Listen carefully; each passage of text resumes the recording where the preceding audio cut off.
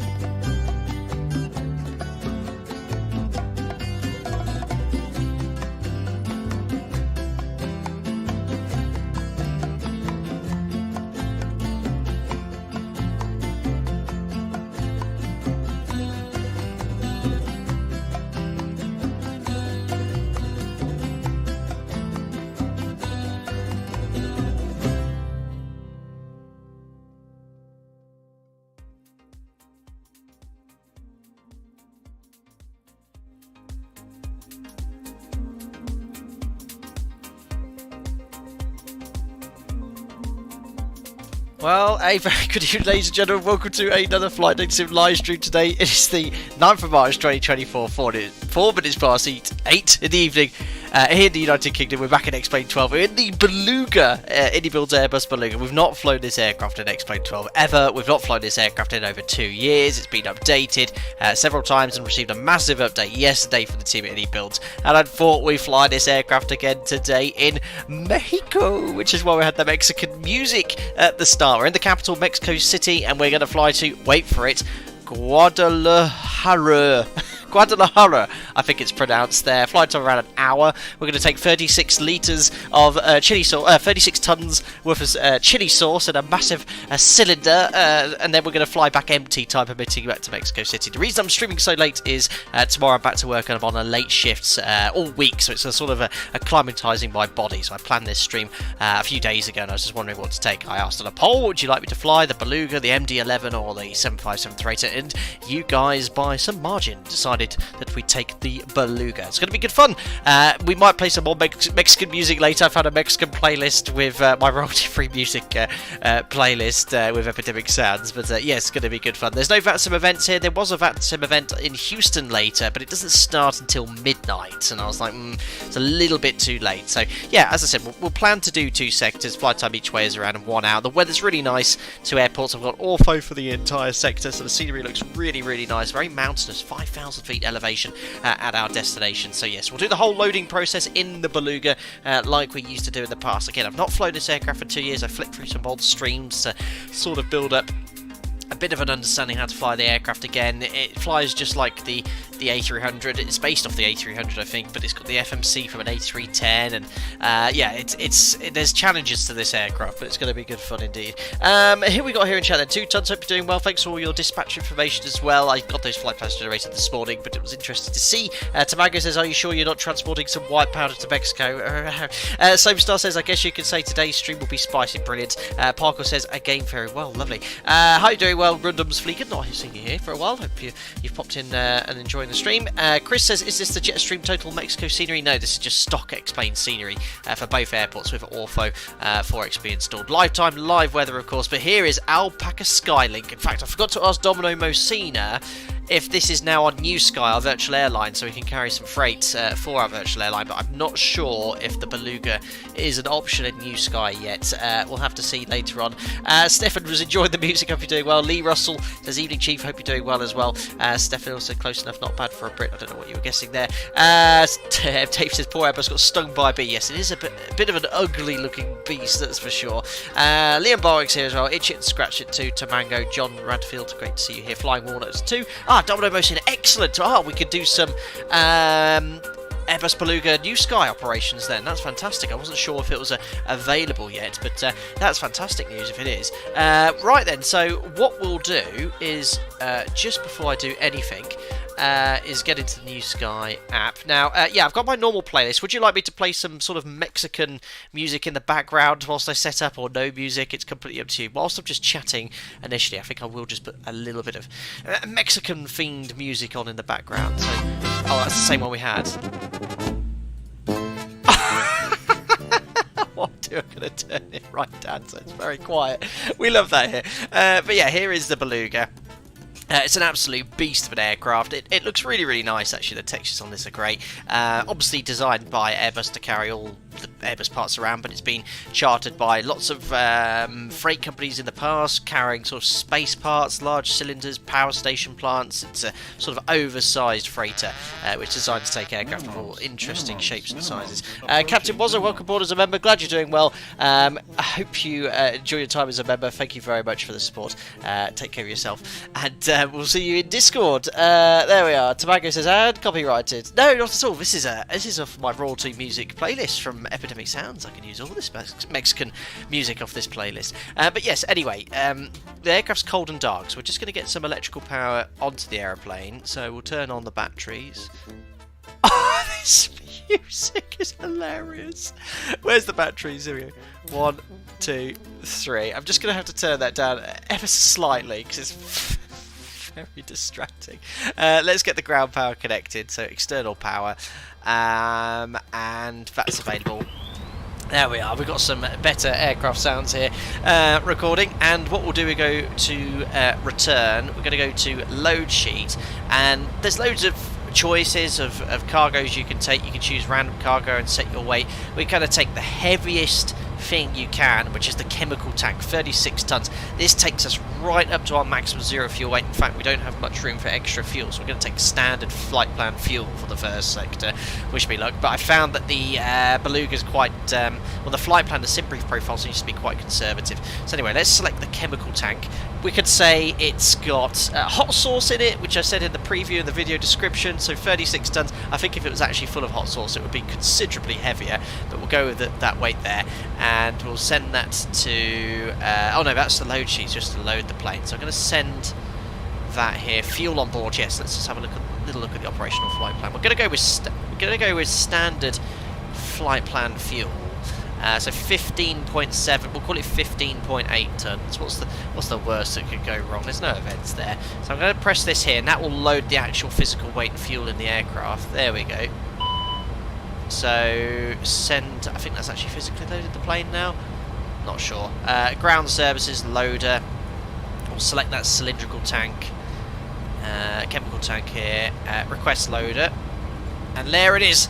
A vat of hot sauce coming on board, and you can see also that triggers the opening of the hatch. brilliant. It's such an awesome loading experience that they've included with the iniBuilds Beluga, which it was when it was in XPLANE 11. I think it still is available in XPLANE 11.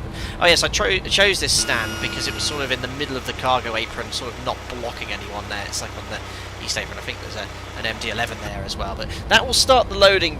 Yes, S stands for spicy, and I also found this on my soundboard. Avocados from Mexico. It's the only Mexico soundboard I have, so we can say it's got avocados in it, but we'll go with spicy hot fluid, spicy hot sauce.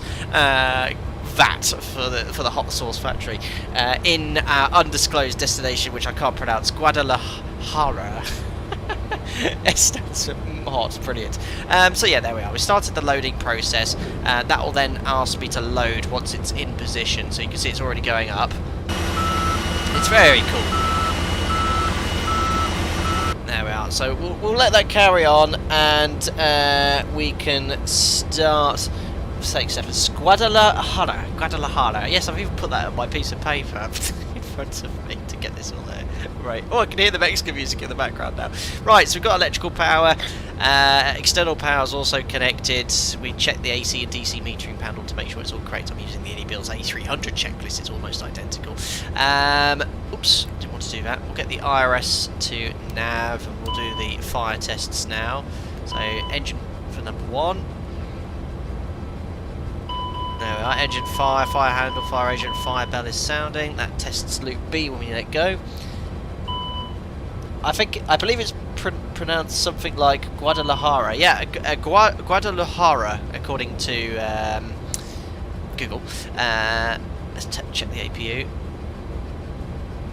Oh no, that was the loop test. That's okay. I want to do the squib test. Oh no, it is the loop test I want to do. I think because I've turned them off accidentally. There we are, AP fire test completed, loop B. Turn that on. I can hear that Mexican music in the background. Right, engine number 2. Only need to do this on the first flight of the day. Now engine number 2, loop A, and then loop B checked. Perfect, so we've done all of that. APU, we won't start just yet. Now it says in the checklist, don't turn on the window probe heat until after engine start. So we'll just turn on the fuel pumps. The fuel, has that been uplifted already? Let me just double check here. I think we need to select fuel on the ECAM display. So fuel 15.8, excellent 15.8. Looks like we're now ready for loading, so I press, no, not quite. Oh yeah, it's driving forward at the moment to connect to the front of the aircraft. Also, can I point out one of the favourite parts of my aircraft? It's the slamming door! Watch what happens when you close it. Bang! Excellent. Yeah, it's really cool that the whole of this hold is modelled. This is unpressurised in flight, so you've got to close that door, otherwise you'll run out there. There you go. Look, you can actually walk into the carnivorous cargo hold, and all these switches work. You can actually manipulate the hold door. That's very glossy, isn't it? But there you go. Look, you can see what the dispatcher sees. Also, there's an aircraft taking off there as well, Aero Mexico. And the hot sauce is almost ready to be loaded. So, yes, we'll work our way back into the cockpits, and we'll close the hatch. A slam. But yes, it's a great reassuring clunk, isn't it, when it closes? You can imagine Jim doing that. We'll leave it open anyway so we can communicate with the dispatcher. There we are. So get your nachos ready. Brilliant. Yes, are they ready yet? Oh look, we're ready to load. There we are, load. So just quickly pop outside so you can see it. Look, there you are. Look, hot sauce is being entered as we speak. Perfect. Let's carry on with our pre-flight start check. So AP we won't start just yet. Elec panel we've checked. Probe window heat check off, which it is at this stage. Check the annunciator light. I can go to ARM. We should have the nav lights on, and we have external power connected. Excellent. That's all tested. I don't understand when you do that. Go to test. All the lights disappear. Surely they should stay on. I don't know. It might be unique to this aircraft. But anyway, that's all configured. We'll put the seatbelt sign. Does it have a seatbelt sign on this aircraft? Probably doesn't, does it? Can't see it. Perfect. Sounds like. Oh yeah, it's being unloaded. Interesting. There we are. Meta sauce. Brilliant. It is cool. It is cool. That's the heaviest thing we can take as well. Good, that's done. Parking brake is set. Check the brake accumulator for pressure, we don't need it.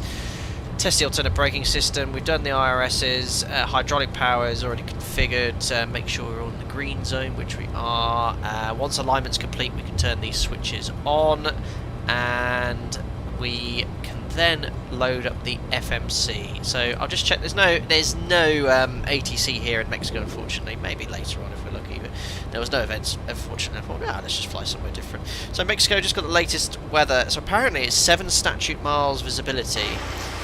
Yeah, I don't think so. XPLANE 12. That's about 70 statute miles. But apparently it's only 7 miles here. So I've definitely got live weather on. 30 degrees. Where's the total air temperature gauge? There's no way of seeing that. Let me just clear that. That's a good. That's saying 26. Do I definitely have live weather on? Let me just check that here. Let me just remove the loader as well. Now we've got the hot sauce on board. Is it here? Yeah, real world download on. Okay. Yeah, it's meant to be hazy. It's meant to be surprisingly not hazy for Mexico City. It is hazy here right now, Stefan. XPLANE live weather is just not. It's a bit buggy and glitchy, I found at the moment. It just doesn't always replicate visibility well at all. I don't know if it's because it's the way it's mentioned on the meta is 7 statute miles, so I don't know if they have an issue reading that, but yeah. Is that Sky still not on 12? It is on their map, but it's all a bit buggy, so I've uninstalled it. I've just been using XPLANE 12 weather, which is generally okay, but yeah, this hazy weather is not accurate at all. Right, we've got the hot sauce on, and I think the giant door will start closing soon. Anyway, we'll keep an eye on that. Are those crazy clouds fixed? I think they're a little bit better. Anyway, the QNH here, it was 3018 on the altimeter. So 3018. So high pressure. Oops. We can check if it's accurate because that should now show the aerodrome elevation. So that's 7,250, and the elevation here is. Let's have a look here. Mexico City. Yeah, 7,290. So yeah, it's definitely got the correct QNH sets there. Okay, so let's load up the FMC. So we go down here. So nav accuracy upgraded. Now the good news is I remembered this has a unique radio panel on the Beluga as opposed to the A300, and you can get your SimBrief profile. So I think it's ACARS main. There we are. SimBrief username setup. Request company route. There you are. Look, it's put all of my information in. Cost index is pointless because it doesn't actually read it. Remember, this is based off an A310, so even the descent point is inaccurate in this, but that is as per the real Beluga.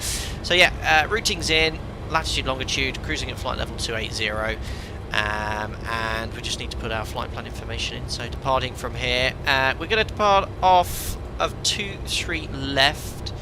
So SID 23 left. The departure is going to be the Ovago to Bravo. Ovago to Bravo, and there's no transitions. Insert. And the arrival later, we're going to do straight in off to runway 29. So it's ILS. Let me just double check this. ILS Zulu 29 is the one I want. ILS 129. There we are, ILS Zulu 29. The star, now we're not going to fly this entire star. Here it is. The star sort of goes all the way up here around the lake, loops back to Plaid. So what I'm going to do is do this transition instead. I don't think it goes via Ulovu. We'll tidy it up later, but what I'm going to do, I'll put the Ulovo in initially. So Ulovo 1 Bravo by Plaid. So 1, 2, 3, that's Plaid. Insert. Just make sure we've got no discontinuities at this stage.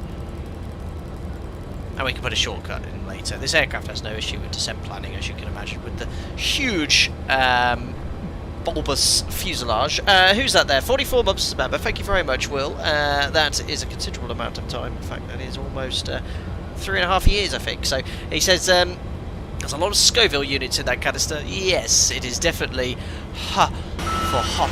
Oh no, where is it? Oh no, it's going to get locked in here forever. Where was that giant H? Oh no, it's S. No, spicy. I can't remember what it was, but it's locked in, bolted in. that ain't moving anywhere. And it's going to get locked in now for our flight to Guadalajara. Uh-oh. Ellie says it... LG... Oh, it's... Okay, fair enough. It's 05. Of course it is. The one I always plan, or one that SimBrief goes off. It's actually using a different runway. Is it favouring 05? I'll use whatever runway they're using in real life. Right, back to the drawing board. How do I get to the front page quickly? You can't. Si, senor, super spicy. Right then, so it's... let's go 05 right then. And it'll be the other Ovigo Sid, Ovigo 2 Alpha. There we are. Insert. I'm just going to change that up here. So Sid. Oh, they have a oh. Oh no, wrong airport. That's why. Over to Mexico. Oh, look at this. They have SIDs for everything here. So where's the Ovigo gone? The Ovigo 1 Alpha. Is that going to be the right... Ovigo 2 Alpha now, isn't it? So basically, it's got to be this one. Right turn to Mike X-ray 851. There we are. Mike X-ray 800, right turn to Mike X-ray 851 and we're right arrow. That's pretty cool. And it's all 17,000 feet stop altitude. There we are. Perfect. So, yeah, it is a shorter taxi to 05, right? Yeah, that's actually true. So that's actually a little bit better for us, isn't it? Where are we parked? No, it's about a little longer actually, because we're slightly east of the central point. Not an issue. Right. Turn these all on. Now we have alignment complete and down into the FMC. So nav accuracy upgraded. Init page. Next page, the fuel we've got on board is 15.8. Zero fuel weight. Minimums, approaching minimums. So that's going to be under load sheet. So 126, our maximum zero fuel weight is 130, so right up there, as heavy as we can be. So that's all in, and next will be the performance, so that's under takeoff and approach. So we do actually have a takeoff performance calculator, which is under takeoff performance. Now, they've said at the moment, because of XPLANE 12, they haven't been able to sync the ATIS request, so you do have to put the weather in manually, which is a bit of a pain. Paul, thank you very much for the 46 months as a member, buddy. Hope you're doing well. Have you got room for some nachos to accompany the hot sauce? Brilliant. Yes, there's a... What was the zero fuel? We've got 4 tons of gross weight we can take, so we can put 4 tons of nachos in. Brilliant. That music in the background sounds a bit like a mosquito flying behind your ear. Yeah, maybe I need to turn it up a bit. I can...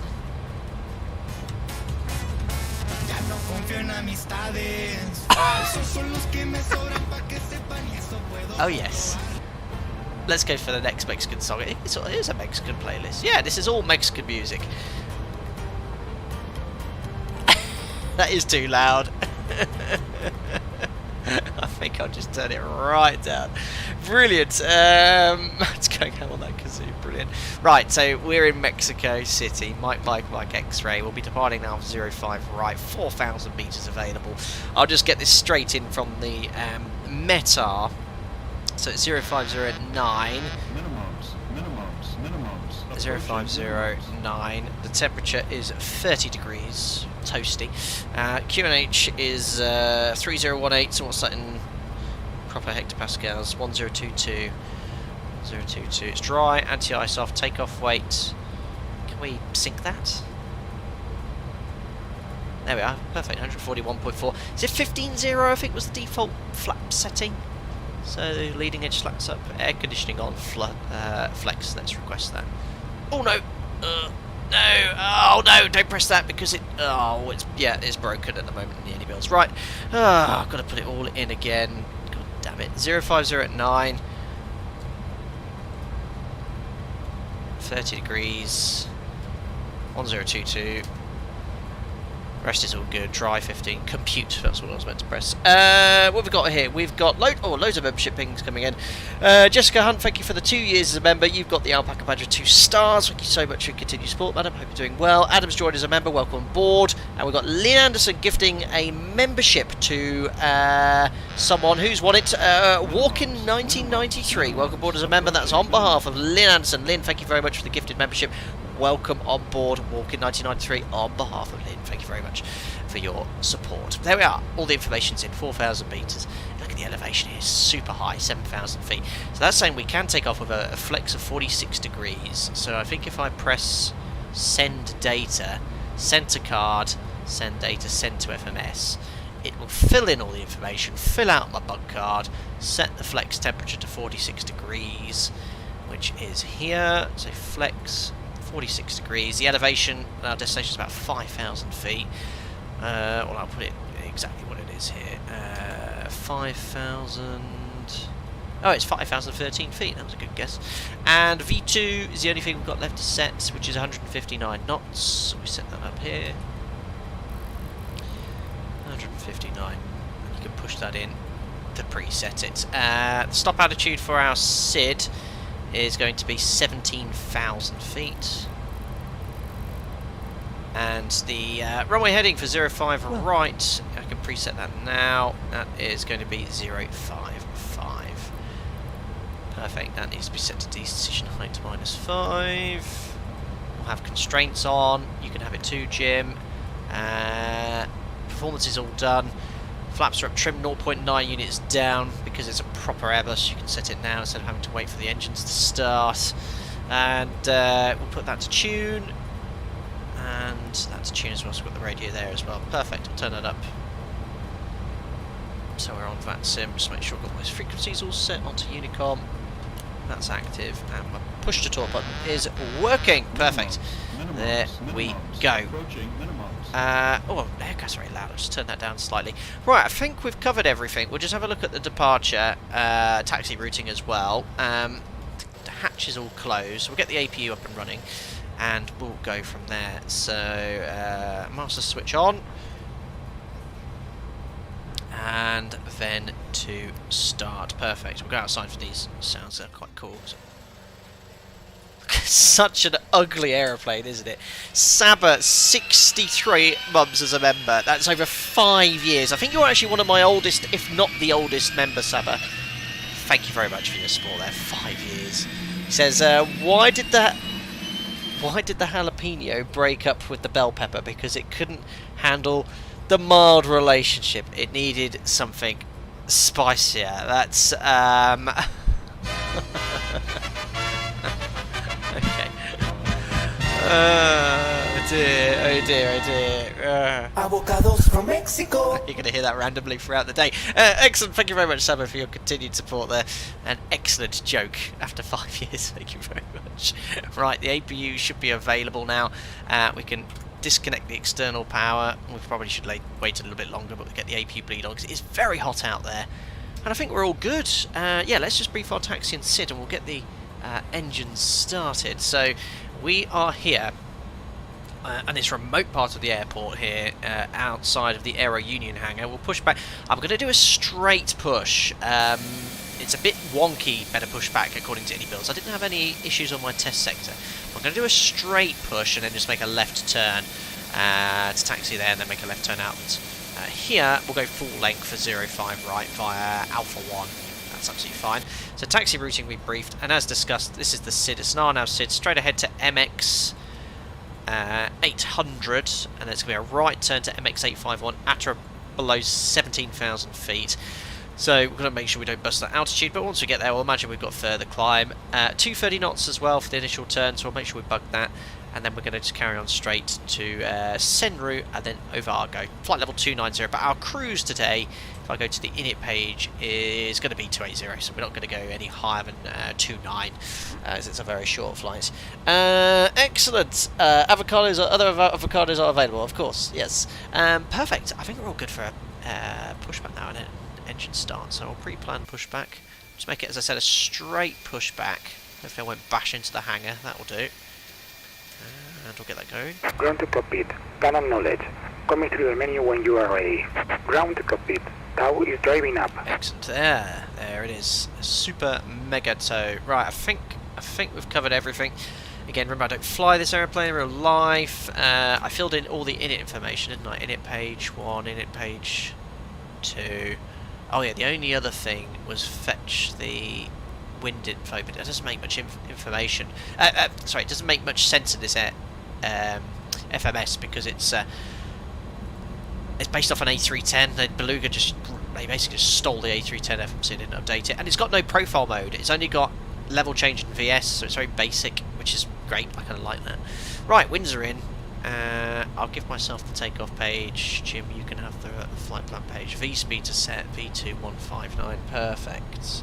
Mexican Okay, Bride. Oh, outdoors are New Sky. closed. Yeah, thank you. Ready to connect. We'll get that up and running now. Completely forgot about that, thank you. Minimums. Approaching minimums. Right then, perfect. Oh, we've got mail. So book flights, free flight cargo, Alpaca Airways. We are Alpaca 1 Golf Delta, departing from Mexico City. The airport code. Do I have to put the 4-letter ICAO code? Yeah, Mike Golf Lima. Is it A3ST? Yes, it has it. Perfect. So what? I'll just put as much cargo in as I can. That seems a bit excessive though. Flipping heck, 650. It doesn't matter though, does it? No passengers. Let's just do that. Departure. Oh no, I can't do it so soon, can I? Now connected and bypass being I remember this inserted. issue last Release time. parking brake. It has to be sort of outside of 10 minutes, doesn't it? Oh, I saw the warning there. What does it say? I've got more than 3 hours. Yeah, 10 minutes. Alright, I'll just do it 2042. 2043. Flat at it. Perfect. Well, I've got another one there. What? What's the 32 Mike Kilo? I don't know. Right. Actions. Start flights. Yay. It's doing its thing. Perfect. So, tug's ready. So, we've filled in the FMC data. Sorry, yeah, PFD's all set. Everything's set here as we want. Clock, TCAS, traffic. We'll go here to tune. Put this to TA only as we're pushing back. Or we just want out on or out off. There we are, out off. Winds have been inserted. How do I clear the scratch pad? There we are. Out off on the transponder. And the radio's all set as well. Minimums. Approaching minimums. 2 seconds, guys, to everyone that's picking in. Thank you very much for your support. Really appreciate it. Landing Innovation IRS alignment's done. I'm just making sure I've not forgotten anything here. You guys would let me know anyway. Right, I think we're good. So beacon on. ATS required. Engine ignition. We want to move that to crank alpha, that's fine, and then we can start the pushback procedure. Before we do that then, who we got here in chat? Darius, thanks for 2 months of member, buddy, hope you're doing well. He says, hello, doing an Air France 447 documentary at the moment for School Wolf, and I'm afraid it will be really similar to the one that Mental Pilot did. Well, I wouldn't plagiarise exactly his video, but there was a lot of research and information available about Air France 447, so yeah, use all the information available and create something unique. But best of luck with your presentation or documentary you're doing there, Darius. Perfect. Jorge345, hope you're doing well. Thank you for joining as a member. Glad you enjoyed the content. You get members only Discord. Thank you very much for the support there. Yeah, sorry, John. Yeah, I just realised Navigraph was open there. Yes, Jorge. Yeah, you. Sorry, I do recognise that now. I was thinking about it when I was saying that. Bit of a hiatus. Have you got a new YouTube account or something? If it has the case, it would have reset your membership status, but I do recognise you there. Excellent. Right then, so let's release the parking brake and get on our way to Guadalajara. That tug barely fits. No, it doesn't fit. Oh, and yes.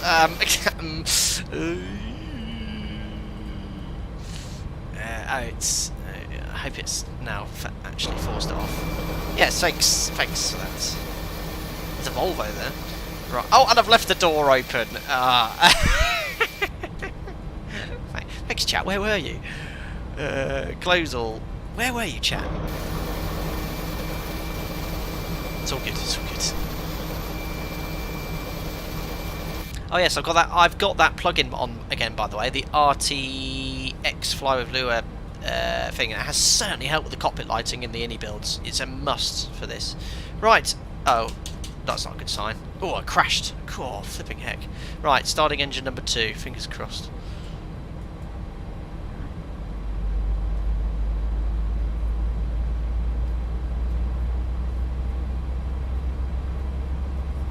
N2. I think it's 20%, isn't it? We've got oil pressure. N1. Fuel on.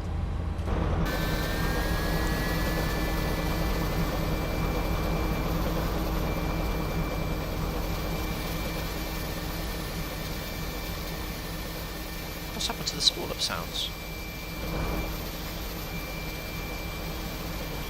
There it goes.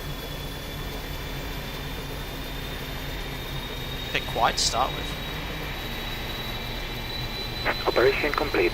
Set parking brake. There we are, parking brake is set. Disconnecting tow. Stand by. Excellent. Starting engine number, just check make sure it's stable. So we've got 246, very similar to the CFM. And this is the fuel flow. So this is fuel use, fuel flow. It's first, isn't it? 600 kilos an hour. So that's stable. Starting engine number 1, which is here.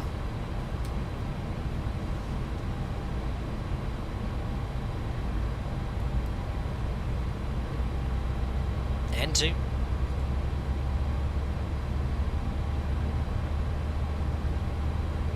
Is it CF6 to Manga? I think so. Oil pressure and M1 20%. Proper start levers.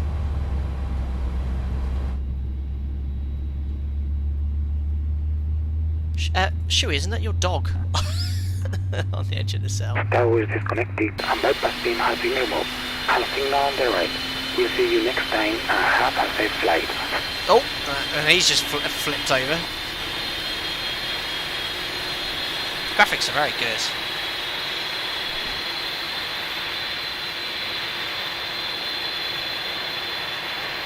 Jamlin's dog, not Jamlin's, I thought it was Shorty's. Jamlin's dog waffle, that's it. Right, 2 good starts now. T463, 1 and 2, stable. Right then, so after start flow, it's like the A320, isn't it? So ignition off, APU bleed, where's that? Off. Master switch, the APU can come off. We don't need to warm the engine up, slat set for takeoff, so that's just 15 and up. So slats will extend, but no, is that the one, isn't it? Slats 15, but the trailing edge flaps stay up, don't they? So you can see the trailing edge, leading edge flaps and slats extending. There's a Kruger flap, and you've got the slats here. Animation's cool, isn't it? But the trailing edge flaps stay up with this takeoff flap setting. Spoilers armed. Aileron and rudder trim is 3 and 0, and clear to disconnect ground crew, and then we're ready for taxi. Turn off and taxi. Perfect. And we'll Unicom this. There's no ATC. No. Mexico City traffic. Alpaca 1 Golf Delta taxiing to runway 05 right. Right. So parking brake released. Oh, I just completely forgot about yoke cam. Is it in the right position? No. No. Why is it I put it in the same place every single stream, but it completely I forgot to set this up before the stream. Right, there we go. That's sort of zoomed out a little bit there. You're getting a lot of lots of there we are, that'll do. Oh, thanks, Shidub. Yes, I've got the probes.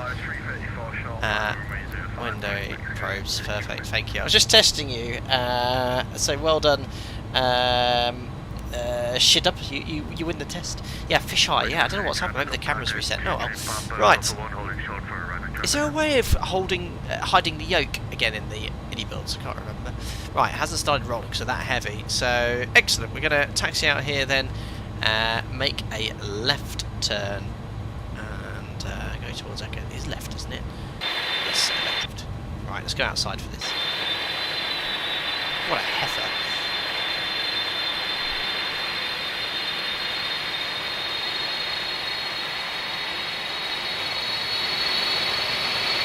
Or thrust. Doesn't want to move. Come on. Crikey. There he goes.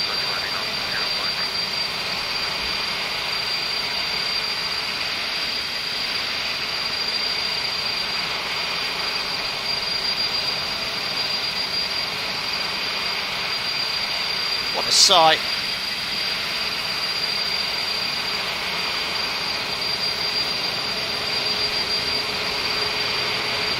Taxi's nicer though.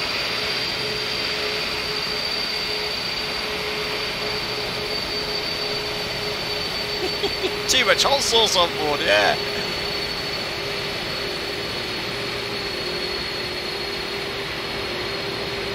And it's working well in XPLANE 12. Right then, we'll take the second left there. Yeah, oh sorry, yeah, right, you click the... Oh no, it's not working. It's not, Ah! What? Ah! What's that done? I don't know what that was.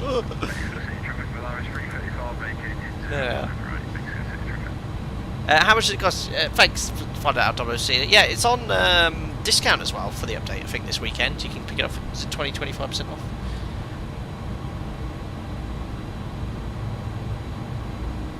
Oh, I'm running out of inertia here. Come on. Oh dear. Yeah, it's really not wanting to taxi. There's 40%. I've not got the brakes on. Crikey. There we go. Got to give it more beans. 50% M1. That's way more than you need. I mean, look how high my thrust levers are. Like, that's how much thrust I've got. I've got enough performance here to take off. Oh no. Uh-oh. I did a bit of an ortho inspection, but I've just noticed something. Look at the runway. Uh-oh. It's got a bit of a dip in it. I checked this all out before. I should have flattened the dial. Oh. It's got a bit of a hump in it, but it'll be alright. Oh no. Oh no. Look at that. That's going to be interesting on the nose wheel. Oh, flipping ortho. Oh my crikey. I just looked away for 1 second and I'm off the side. This takeoff could be interesting. Both the plane and the runway are brilliant. Romulans, thank you, 52 months of an incredible period of time. Need to hook up the hot sauce to the afterburners to this takeoff. I know, I'm very heavy. And we've got a gigantic hump on the takeoff roll. What's the worst that could happen? Yeah. I might take... No, that's too much of an intersection departure. I'm not even 1,000 metres down the length of the runway. Whee! We're going downhill now quickly. Flipping heck. I checked this. I always check my ortho tiles. I didn't check enough. This could be an interesting landing coming back here. Oh, I can't see. This is too dark. When are they going to fix this cockpit lighting? I've got this mod as well. Barely see. Oh, crikey. Now we're uphill. I don't dare stop. Oh, I'm losing all my energy out. Come on. Any failures enabled, Dave? Yeah, me.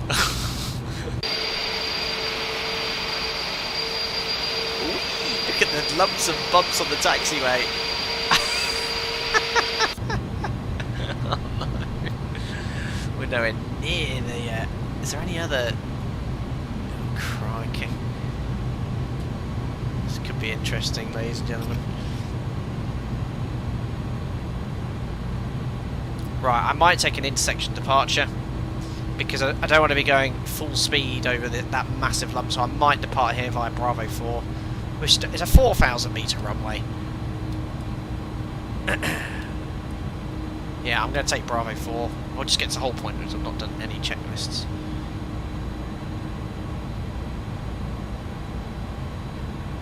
Yeah, I think I might go full power. Well, we'll see. We'll know because I'm going a little bit further back. Right, we'll turn right here. This is the active runway. We'll hold short. Just complete the checklist.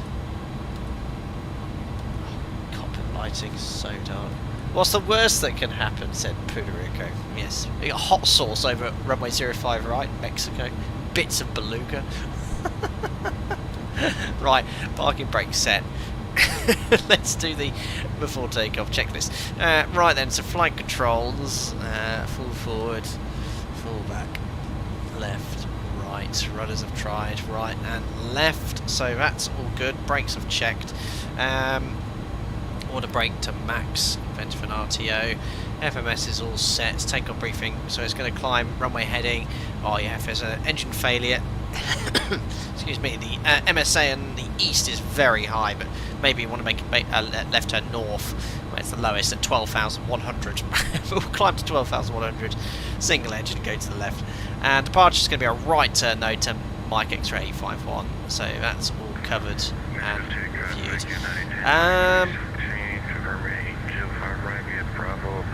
Perfect. Rest of the checks then are all done. So, lining up. Don't need auto ignition. So, lights coming on. Strobes on. So, that's done. MCP. We'll have nav set. Transponder down here. TARA. Strobe lights are on, lights are on, checklist complete. So, I think we're all good. Just make sure no one's lining up. No, they're all good. Just going to add a bit of thrust here before I release the brakes, because we're going to roll backwards otherwise. On a bit of an upslope. Alpaca 1 Golf Delta, lining up takeoff runway 05 right.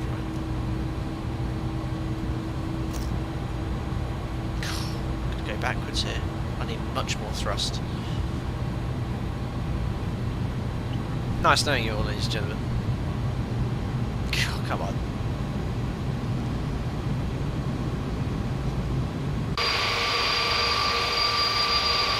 What a beast. Yeah, the altitude's not going to help the engines either. This takeoff could be very interesting, ladies and gentlemen.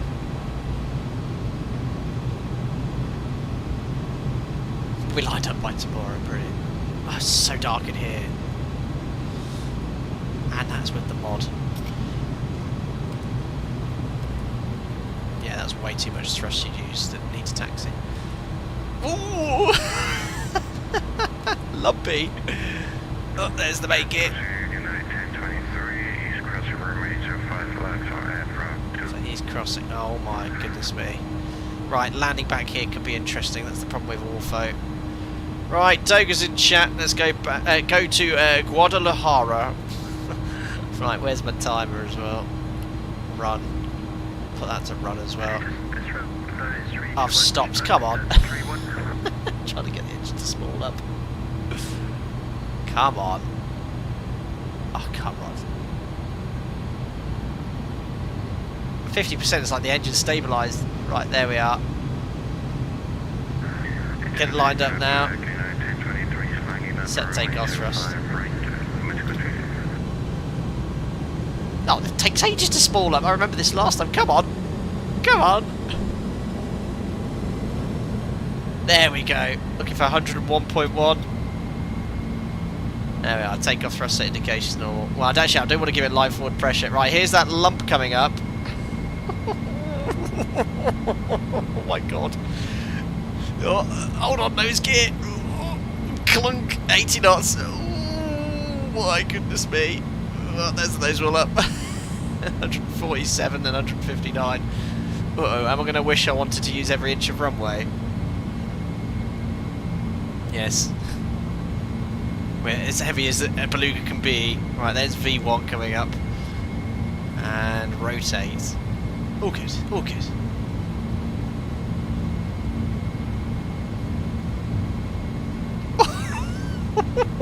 What's it ready to climb? Gear up. Oh, it's climbing like a pig because of the elevation. There we are. And nav's engaged.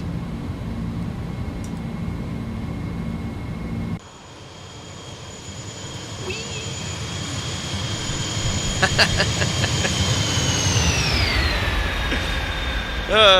Brilliant. No way could have rejected. No, V1 rejecting, forget it. Right, there's no profile mode, so I'm going to bug up now. 230, remember, is the maximum speed, so I'm going to go level change. 230, just like in the 7.3 really. Do I go to climb thrust, or am I that high and heavy? Well, let's try it. Climb. Right, waiting for S to select the slats. Right turn coming up. There it is, right turn. Oh, it flies like a pig. It flies like a Beluga at maximum takeoff weight at 9,000 feet. It's pretty good, to be fair.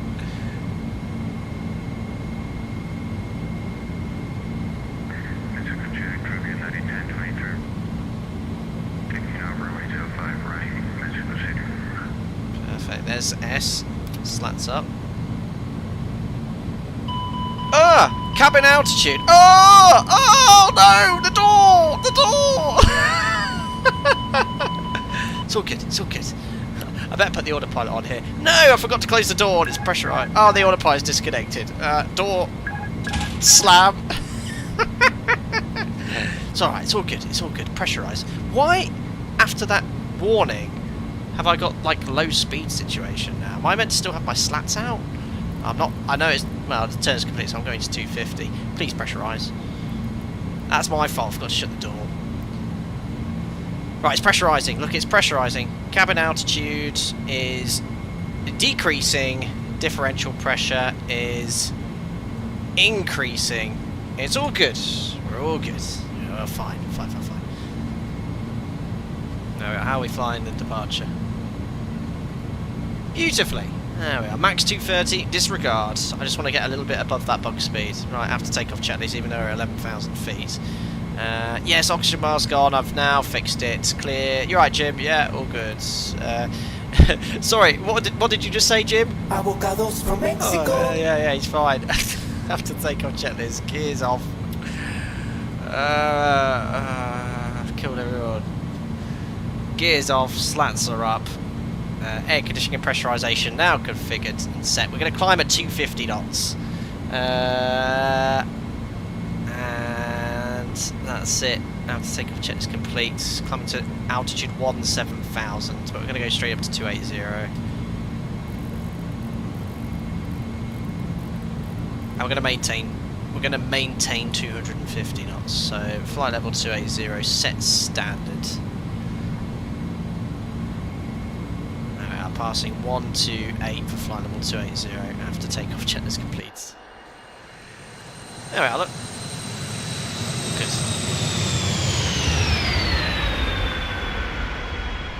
Perfect.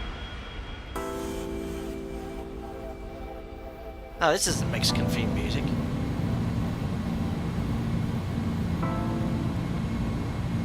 Right, best to do the pre-cruise checks as well. Fuel. We're burning. We'll do a fuel check en route. As I said, the sim brief profile needs to be very conservative, so that's why I took standard fuel, and I couldn't take any extra fuel anyway because we're so heavy. Lights. Logo. APU's off. Pressurization. Let's just double check that now. Yeah, we're okay now. Look, cabin altitude is dropping quickly. It's below 10,000. Cabin altitude is decreasing. The diff pressure's up about 2 or 3 psi. Check's complete. Cabin altitude decreasing, shouldn't it be the other way around? Not walking if you're depressurised. If the cabin altitude is higher, you want it to descend. God, the ortho looks good up here, doesn't it? Look at that.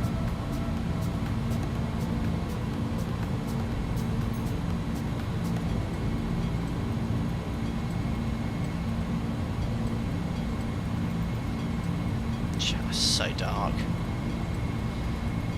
It's going to be a very short flight. We won't spend much time at flight level 280. And on the way back, we're going to fly empty. Drop off our vat of fluid. Actually, I better just check what that's like, actually. I can't believe I forgot to close that door. Yeah, because this is depressurised. There we are. It's all good. The cylinder hasn't compressed or imploded with hot sauce everywhere. Right, Jim's out here holding his breath. And actually, what's quite cool is when it's closed, look, you can't actually open it because of the pressure difference.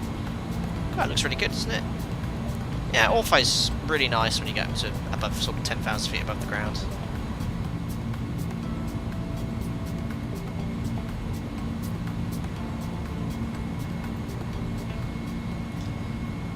Ross is -5 on the MCP. Oh no, Domino Mosina. Will that penalise me for depressurising the plane? I hope not. Oh, I can't can't see the instruments. This is such an issue. And I've got on the Fly with Lure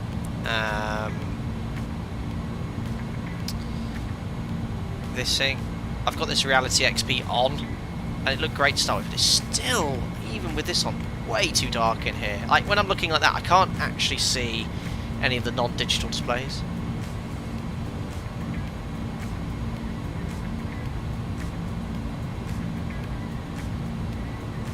Yeah, that's a good point. I don't think the range of this aircraft is very good, because of obviously the amount of drag it has is crazy. The cruise Mach number is really slow, Mach decimal 6.8, which is why I'm maintaining 250 knots. Just let the Mach number increase. By the time we level off, we'll be close to Mach 6.8. Yeah, you wouldn't want an engine failure around here. The elevation's so high.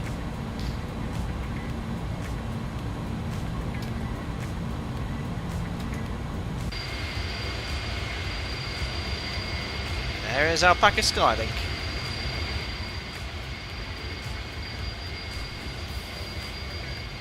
And New Sky doesn't seem to care about hypoxia. I've already tested that. Ah, brilliant.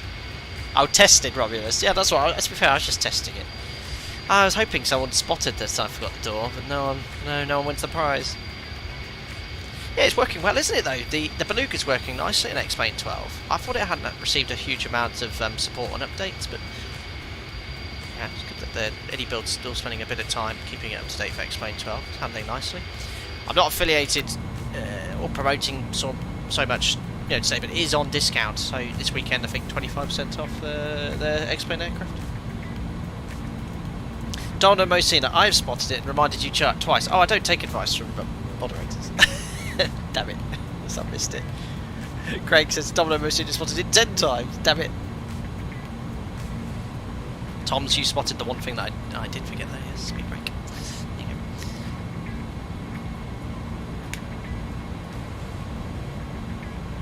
Excuse me. It's having a little squash. Anyway, we're on the way.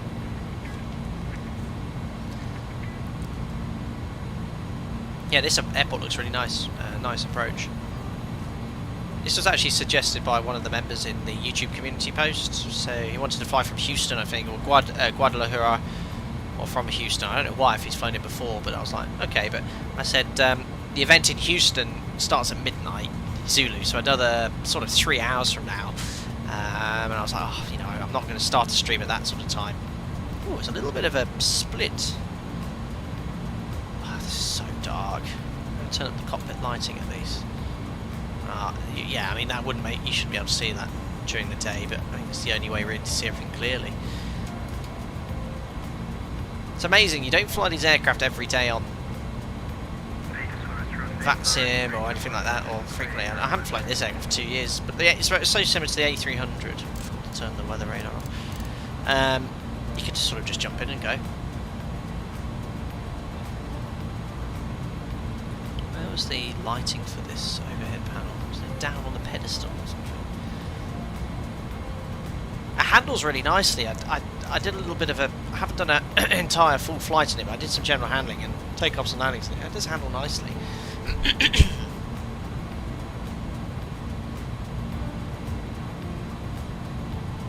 I don't know Spitfire, yeah, why they're running at slightly different speeds.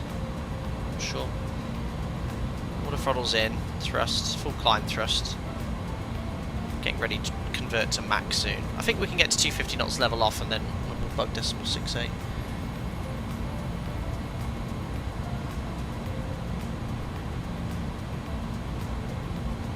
Edo told you Domino spotted it. Ah. Captain Wazza said, did I imagine the PMDG were going to announce another project in next week's Expo in the Netherlands? I don't know there. Jay, yeah, isn't that the Jetstream? That was one of their old aircraft in FSX, wasn't it? Now imagine XPLANE with ray tracing. Listen, if they can sort out this cockpit lighting as a priority now, I mean, it is such an off-putting experience. I mean, look, with Ortho, it looks fantastic outside. Like, if I go to the external view, oops, that looks amazing. Really crisp, really good. Streaming in 2K as well, and on the 2K monitors. If they fix the cockpit lighting out, graphics are there. Oh, sorry, plainly not A310. Did I say A310? A300.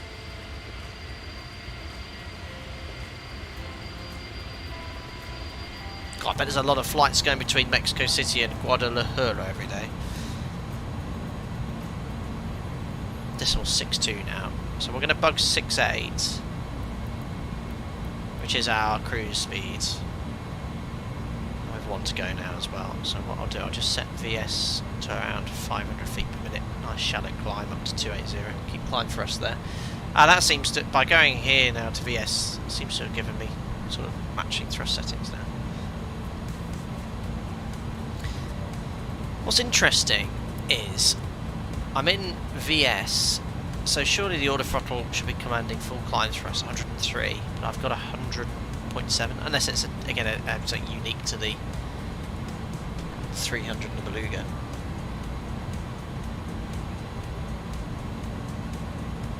Can you? No, I can't list them in. Brilliant. Michael says lots of chili sauce to move yet. The VAT is still here. Oh, don't know. I've seen it. It's been a while since we've heard about the avocados. Yes. Avocados from Mexico. Actually, no. Why am I playing this playlist? I want to have. I want the Mexican playlist. I don't even know what's. How do I pause this?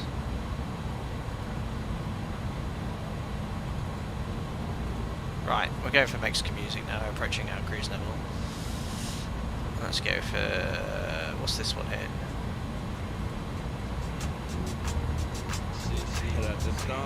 Oh my! That's what I was looking for.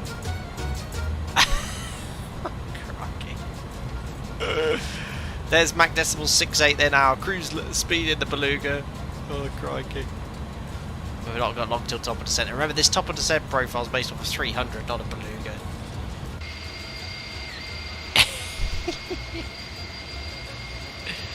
Reese, thank you. Put it in auto. Thank you. Level off now, anyway.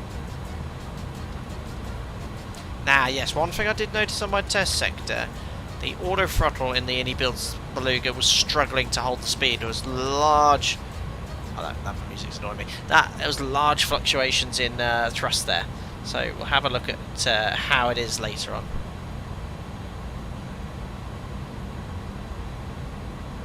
Ali Mesh says, have you ever been interested in astronomy? Yes, I owned a telescope for a number of years. I actually sold it on eBay. Had a Newtonian telescope, 130 Explorer. What's the brand? The main telescope brand. It was good for looking at deep space stuff, but it's sort of, once you've seen everything once, sort of novelty wore off a bit there, but I do sort of follow astronomy. You know, what NASA say and things like that.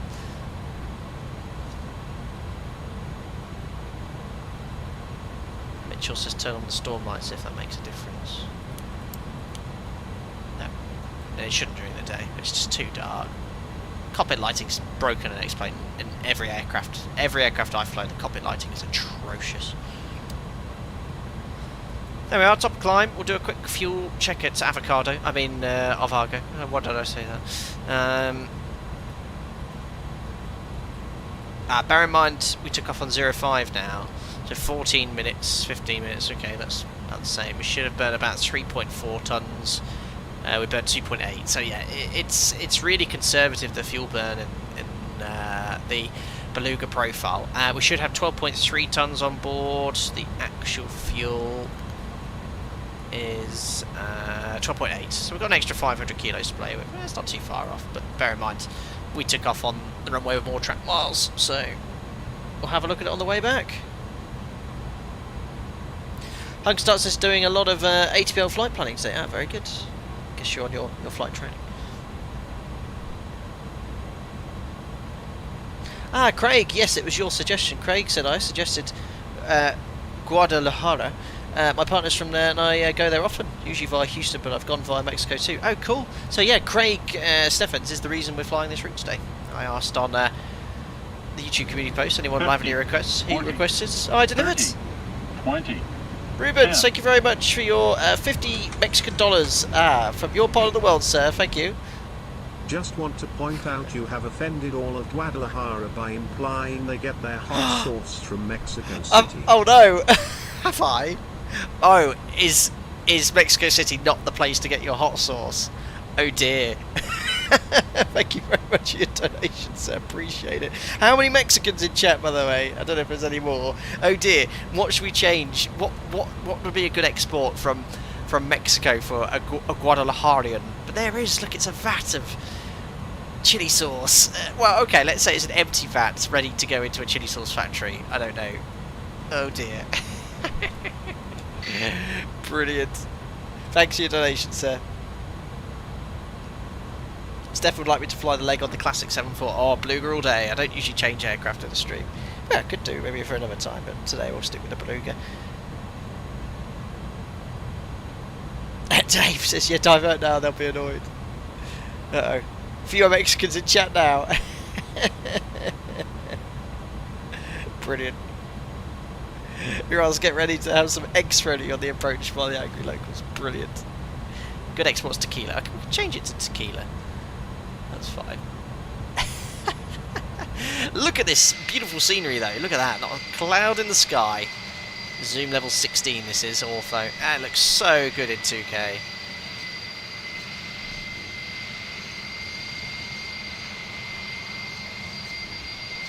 Look at that. This thing is guzzling gas. Does not have a, let's say, a good drag profile. Oh, amazing.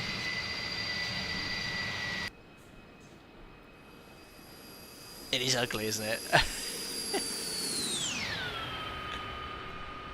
Brilliant. Right then, so we'd best have a little look at the setup here. So geographically, this part of the world I do not know at all. But flying from the capital, Mexico City, to Guadalajara. It clock next then Ixon, and the arrival we're meant to be flying is this Ulovo 1 Bravo, which starts via this point here. It's an RNAV SID, but what I'm going to do is sort of just route direct played afterwards. So sort of do a shortcut, which sort of, the star does go all the way around the block there, but look, they have this transition, which sort of, it's just north of that lake, so I don't know if, I should think it's very common to get direct played early, ATC permitting, but we're not sort of routing in on any of these airways, are we? If I switch this to high altitude. Yeah, so they sort of, Ixon, what airway is this? The Upper Tango 123. Where's the airway? Can't see it there. What we're going to do, I'm going to probably give myself a direct to played early. The good news is, I think these restrictions that were planned for, this Golf Lima 802, direct then to played. What's that distance? I can't really see a scale on this map. It's not too far, so that restriction should allow me to fly straight in. So we'll plan that. We'll put the banana at 140802 and then give us direct to played. Lots of threats here. Look at all this terrain to the south, 16,300. There's a high point just to the south of the airport as well at 9,000 feet, so, or 9,700 feet, we'll be aware of. But yeah, they're landing westerly today. They've got two runways, they're very short on the other runway, but this one's very long, the main runway here. 1129 is 4 kilometres long and it's 60 metres wide. The other runway is only 1,700 metres. But you can get a Beluga in, you can fly this into Harding, can't you, which is very short. But anyway, we'll go with the 60 metre wide runway straight in. The wind's very much favouring it, 270 at 14. So I can't remember in the Beluga. I think you have to set the ILS frequencies manually, and I'm going to do that anyway. So 111.3, and we'll set it on Jim's as well. 111.3. Courses are 288. I think you have to do this. 288. Oh, it's set both. Perfect. So frequencies, courses, and the minimums. Where does that go? That actually goes in the FMS. There we go. So we'll change this to approach. Interesting. Landing weight is 132.7. I think the max is 130. But the good news is, this is based off the A310 clean. This will be continuously going down. So I think by the time we land... oh no, we're good, 140. No, we're absolutely fine. Maximum landing weight's 140. So we're actually already below it.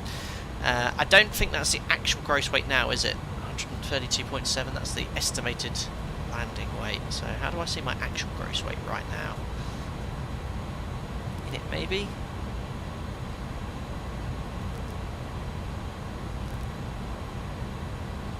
Estimate. I don't know. Is there a way of quickly finding your actual gross weight?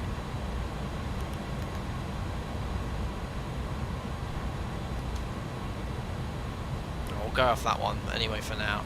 And we're going to go flat 30, 40, V approach 151, very fast. And the MD8, which we're going to set off the chart, it's 300 feet above the ground, 5,310 feet. There we go. And we'll just make sure we turn off decision height so it uses the MD8 minima. It's now on the main screen. One of these ones. Total fuel, 12.2. We're just going to keep an eye on this fuel burn. I mean, we're burning 4 tons. God, it's thirsty, isn't it? It's about 2.5. That's 3, 2.5. We're only about 5 tons an hour, and we've got 12.2, so that's plenty. Our alternate is actually to get all the way back to Mexico City, and we need 9 tons for that. Otherwise, we're all good. Landing performance then. We set a whopping great long runway here. I've easily make Echo. If not, we'll take the first right. And I'm going to take one of the cargo aprons here. I won't do a replay. The reason is I did a replay on test site to crash the aircraft, crash the sim straight away, which it does with certain aircraft. So what we're going to do, we're going to unload that vat of not chili sauce, and then fly back empty. See how the performance compares to an empty Beluga and a full one. So yeah, we'll go for Echo. If not, we've got the second right. In fact, I'll plan conservatively brake order because we're very heavy. So I'll go with brake low, max reverse, because it is going to be hot there. Aloe vera gel. Normally it's on there. Have you tried to clear it? Oh yeah, the actual landing weight. I don't know where to find the info. No, I don't think so. That's landing weight, 135.7. I just want to find the actual... I mean, we can work it out. We know what a zero fuel weight is, and it will be on the EFB anyway. So 126 is our zero fuel weight. And what was our fuel on board? 126 plus 12.2. So our actual gross weight right now is 138.2. So yeah, that's based off us burning a bit more fuel. 138.2 is our actual gross weight right now. Nothing on prop pitch. No. So yeah, this is a bit of a bug, I think, in the iniBuilds. To be fair, the wind's pretty good today, but I did test the sector because I was going to fly from Jeddah to Cairo, and the thrust is constantly changing. Like, it doesn't seem to stabilise at a speed. It sort of constantly changes. Vat of nondescript contents. We'll go with that, Dave. Aloe vera. Yes. Well, so it sounds like hot sauce. Mexico City doesn't make decent hot sauce, but maybe a Mexico City resident might disagree with that. I don't know. There marks the halfway point. Nice short sector today. We've got that top of descent point, but again, remember that's based off a A310, not a Beluga, which has a larger drag profile, but we can sort of roughly go off that one. We've got constraints selected on the panel anyway. Flying Dylan, have you seen Airbus is actually sending a Beluga super transporter to the US? No, I didn't know that. It's been to the US before, but it's actually to be there permanently. Cool. Chris said, when I was a kid, my dad drove us down to Ensenada for a weekend and accidentally drove to the back of our motel, and the kid was filling the rooms with 5 gallons of water bottles with the hose. Interesting story. There we are. Ruben, I am from Mexico City. We don't have great hot sauce produced here other than homemade. Okay. So, yes, maybe we should have flown empty to Guadalajara and then picked up the vat of hot chili sauce. Upset less people. but maybe that was the best part of action.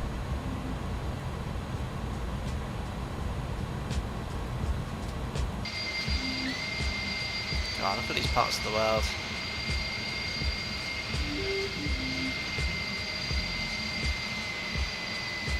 So where are we? Is the city of Morella. Off to the right hand side. There are, there's Morella. Maybe we'll fly into Morella Gen Francisco Airport one day.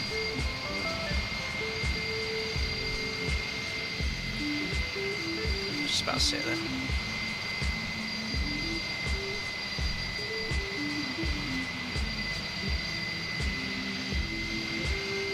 Very nice. Captain, did you see the United 73 MAX runway excursion yesterday? Yes, I did see that. I'm not one to speculate. I'd be very surprised if that was down to a technical issue or landing gear collapse issue. I can only speculate, and I'm speculating that your man maybe was going a little bit fast at the end of the runway. That's all. I might be completely wrong. It might have been a technical issue. But seeing that 80 knots speed up, and then they did speed up, and then around 200 metres before the end of the runway they were going over 80 knots. I'm just putting 2 and 2 together. We're all human. We all make errors.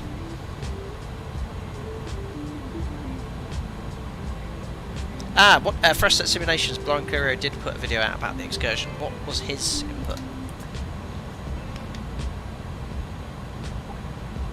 Blancalerio, I always mispronounce that. Yeah, Greg, a homemade hot sauce I can afford to hire Beluga for the delivery. Yeah, I wonder how much it costs to hire this. Right, remember there's that 14000 constraint. That's what we're going to aim for.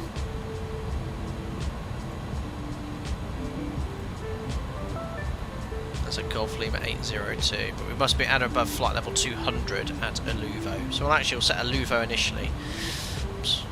There we are, Aluvo, flight level 200. We're still... Where are we going to be at Ixon? 24, what's the time now? Still got 6 minutes until we get there. We'll start a shallow descent soon.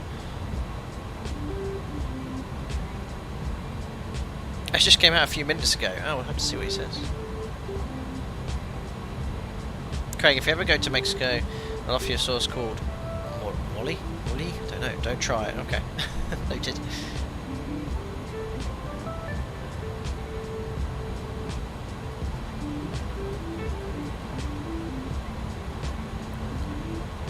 Yeah, I'd be interested to see what happened with that Max, the United one. Put it this way, it's got the same gear pretty much as the NG, so I'm very much surprised if it was a technical issue. They're built like brick houses. A big lake there.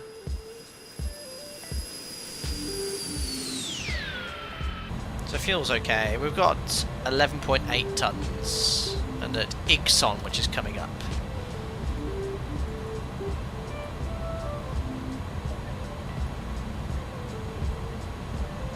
Should have 10.4. Yeah, that's about right. It's actually not too far off. On my test sector I was saving a lot of fuel, but it seems to be not too far off on this one.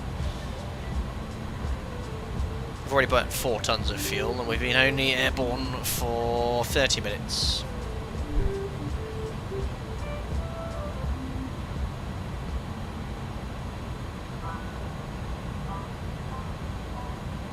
I've not seen yet. I can see the public's perception of the Max. ATC might be a little bit. Yeah, you know, it's had issues and stuff. I have faith in the aircraft. I fly the aircraft. So. Oh no, it's no ATC. Hey, just wondering what's your speed for descent so we can maintain distance. I just started mine at 285 knots. I can't do more than 250 really.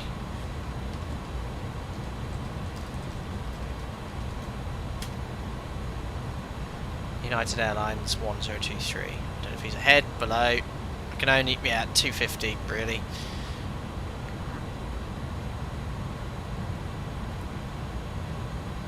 Is this auto says someone from east of me?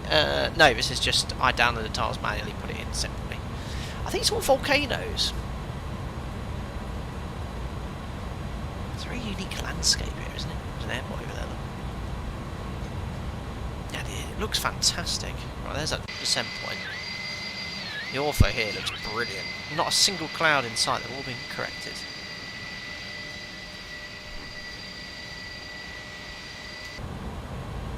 Don't tell ATC about the source. Roger, Ruben. There's a lot of volcanoes in Mexico, I didn't know that. So yeah, remember this arrow is based off the 310 non-Beluga variant.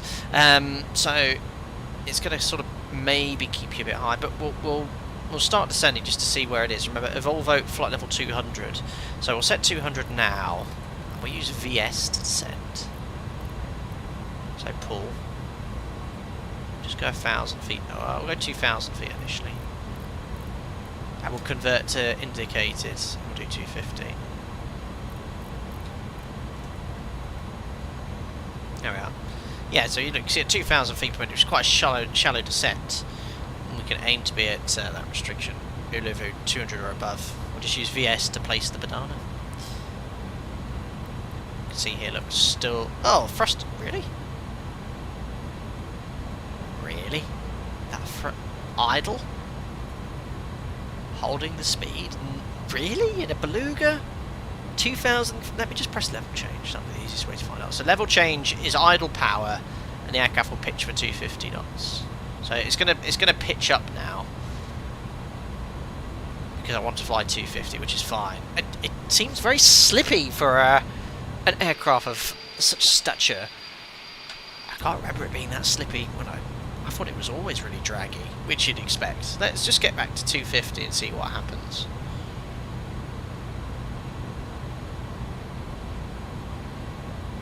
I'm sceptical. That feels too slippy. I didn't do a full test sector, just a quick takeoff and landing, so this is sort of the first time. Yeah, this seems way too slippy. 1,000 feet per minute. Now it's 250, so it's going to start pitching down now to maintain 250. Let's just see what it sort of stabilises at, what rate of descent. So 250 knots in a 737, which is a really clean wing and a very slippy profile, will give you about 2,000 feet per minute. I mean, we are very high still, but 250 knots in the Beluga, clean, it's doing the same rate of descent as a 737. That ain't right. We should be doing much more. Surely. 250 knots clean. I mean, it's going down a little bit more now. That's because it's a little bit lower on speed, but it seems far too slippery to me. I mean, look at it. Look at it. That's not slipping. Sean says, God, this plane's ugly. Last time I saw something this distended, I had a strep infection. No man wants a strep infection.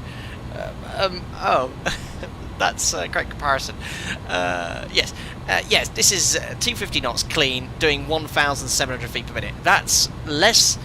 The 737 at 250 knots descends at this rate of descent. At 250 knots.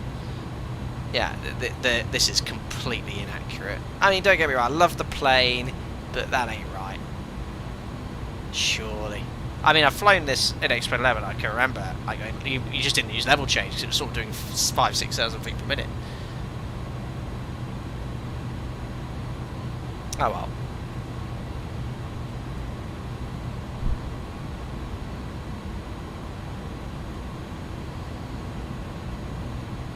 We're going to just about make that restriction at Uluvu. Just. It's 200 or above, but that's fine. Next is to be at 14,000. So I'm going to set 14,000 feet now. I might have to use a bit of speed brake here. We're going to be at 14,000 at Golf Lima 802. I might have to use speed brake.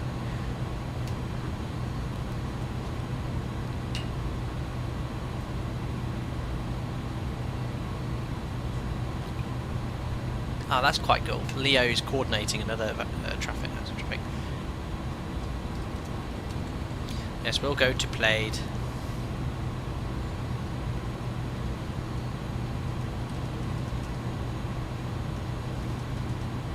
After GL 802. 802. It's a good coordination here. So yeah, as we discussed in the briefing, descent planning, we've met that restriction, just about to be above flight level 200 at Avula. Well, going to be at level at 14,000, then we're going to route direct blade over the lake, which we should be able to see out the window. There we are. Yeah, Domino Mosina, yeah, I remember, it's been a long time since I've flown this aircraft, but I remember it being really draggy in XPLANE 11. Which is 250 knots clean, doing 1,800 feet per minute. I think it should be at least double. At least double. As I said, the 737 250 knots in descent, you're doing around, for all intents and purposes, at most gross rates, around 2,000 feet per minute.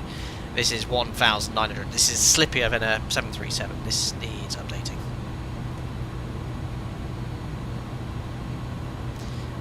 Yeah, Spitfire, so it's not so much the flight model in XPLANE 12, devs need to update their aircraft to make it handle it accurately.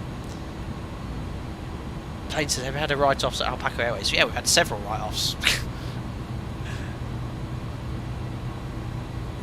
Anyway, we can just base the descent. I know it's quite slippy because if you look on the progress page here, it's almost mirroring the profile. So this profile, remember, it's based off a clean A310.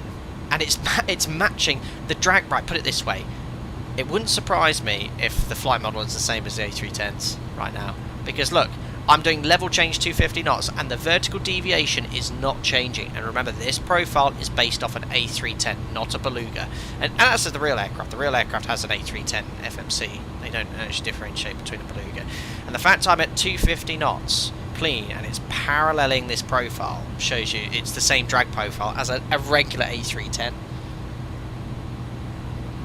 So yeah, you know, I have faith in iniBuilds that'll update this, but it isn't draggy at all. And, I mean, look at the drag profile. The normal A310 is here. We've got all of this extra profile drag. This should be dropping like a fly at level change. It's not the hot sauce in the back leaking and providing extra thrust, probably. Oh, great. I need to walk. What's the Q&H here? It's lovely weather. 27014, 30 degrees, 3002 is the inches of mercury.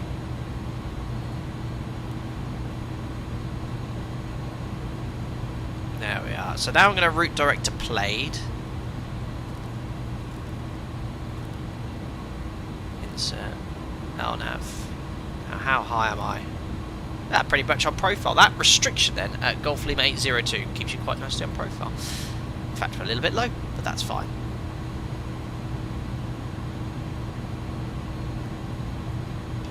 Try and pronounce this correctly.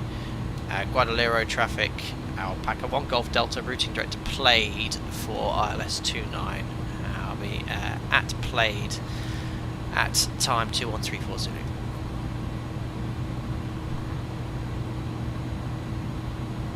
Spiritual Rose of a similar shape and equally slippery, yeah. What are you in the same than a Beluga, Spiritual Rose? Quite a what? I know. We'll keep the profile going then, even though it's a bit broken. Level change, about 1,000 feet low. I don't mind so much. We want to be at, actually, you know what? We can set 9,000 feet now. And I can use vertical speed just to shallow this rate of descent off slightly. So how do I need to pull it, don't I? Airbus, pull. There we go.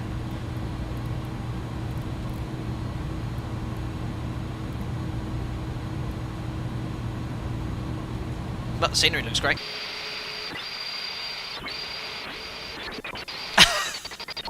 That sound. Ah, the lake foot looks fantastic with ortho. Very scenic approach. There's the high terrain to the south of the airport. As you can see here, look, 9,700 feet there. And that's there, look. Did you keep zoom level 16 for airport? No, I used 17 around the airport walk in 1993. Right, because the elevation's 5,000 feet, we're only 8,000 above the ground. We'll do the post-cruise checks now. Lights. Logo. Rate. What does that mean? Well, it's all sorted itself out now. Pressurization. It's all good. Diff's good. Cabin altitude is slowly climbing. That's fine because we're high. Set, seatbelt says none. Checks complete. Now switch on the ILS. And I'm just using the yellow banana to be at 9,000 feet of plane. Yeah, it's way too slippy. Look, 1,500 feet per minute and the thrust is almost at idle on the Beluga.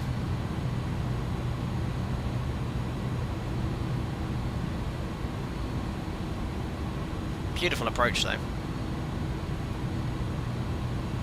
So it's mandatory 9,000 feet at plane. Can't be any lower.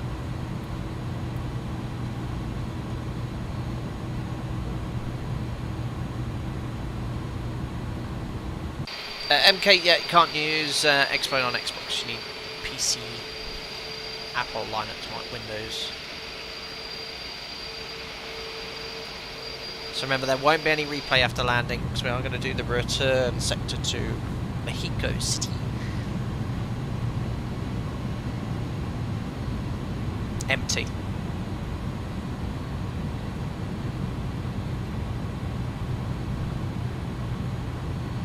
What are the fruits we hear about today? Oh yes, it's been a while. Oh, I've already closed the window, unfortunately.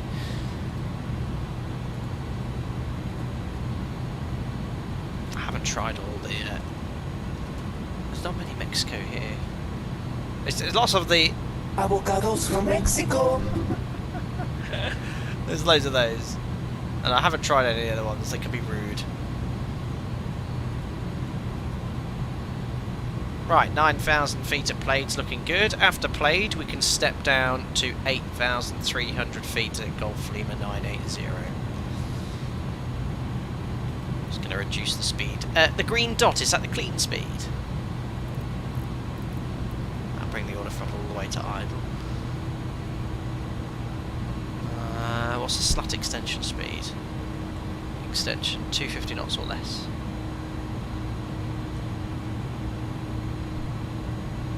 Been clean, thank you. There's DME, perfect. One to go, so we'll set 1,000 feet per minute. We're going to be mandatory 9,000 at Plate, that's good. Yeah, you can see why you don't want to be any lower. This is at 7,000. The airport should be in the distance there somewhere. Let's hope we don't have the same lumpy runway. List them in, brilliant. Papa Mike, why is it crisp out the window but the instruments are slightly blurry? Don't know. Look okay on my screen. So there we are, perfect, played 9,000. Well, I'm the localizer. 20 miles, yeah, that's fine. This may be just our Vulcan, maybe during textures. Roger. So 9,000 feet, we do need to level off here. It's mandatory 9,000 to play. So let the aircraft level off. Still quite far out. Localizer, alive localizer capture. Runway heading. I've not updated for the entire sector. 288. I'm going to take a natch of slots. We'll go back to the S speeds. And we can now step down to 8,300 feet. Pull. Vertical speeds. It's very slippy. I've got the slats extended. I'm doing 500 feet per minute, but look how slow the deceleration is. It's, you know, this is the Beluga we're talking about here. Now I'm establishing this, and I've got slats extended, 800 feet per minute, and it's barely slowing down. Glide slope alive. After 8,300 feet, so we can step down, or actually the localizers, you can step down all the way, but we'll go down to 7,700, and we'll just intercept the glide slope at this vertical speed of 500 feet per minute.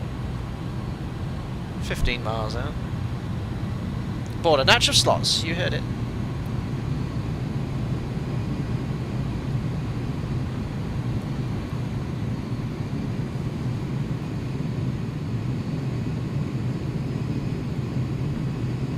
It's a cool view.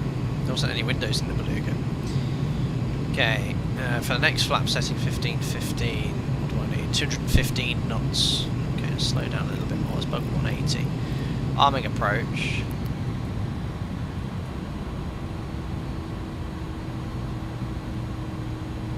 .215 knots, flat 1515. Glide slope capture. We didn't brief the missed approach. Climb on track 288 to 704. Continue missed approach to Aprim.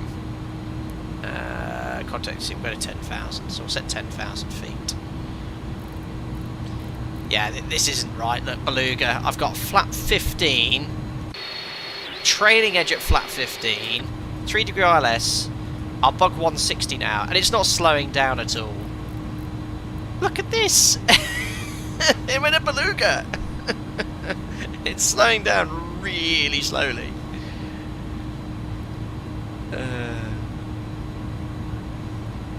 Yeah, this should be like having everything out.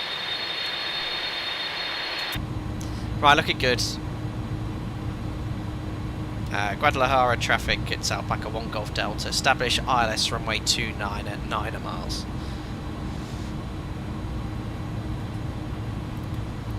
Right, we're below our max landing weight, remember, already, which is good. We're going to go gear down flap 20 next, and we'll use full flaps. We'll go at 6 miles, gear down flap 15. Yeah, I love this aircraft, don't get me wrong, the whole experience of flying this aircraft's great, but it's got the complete wrong drag model right now. It's flying like a 737 or the 310, that's the same drag profile it has, not like it has with the massive profile. It needs to be tested again. We're approaching 6 miles, so gear down, flat 1520, match speed, landing checklist, so start switches is done.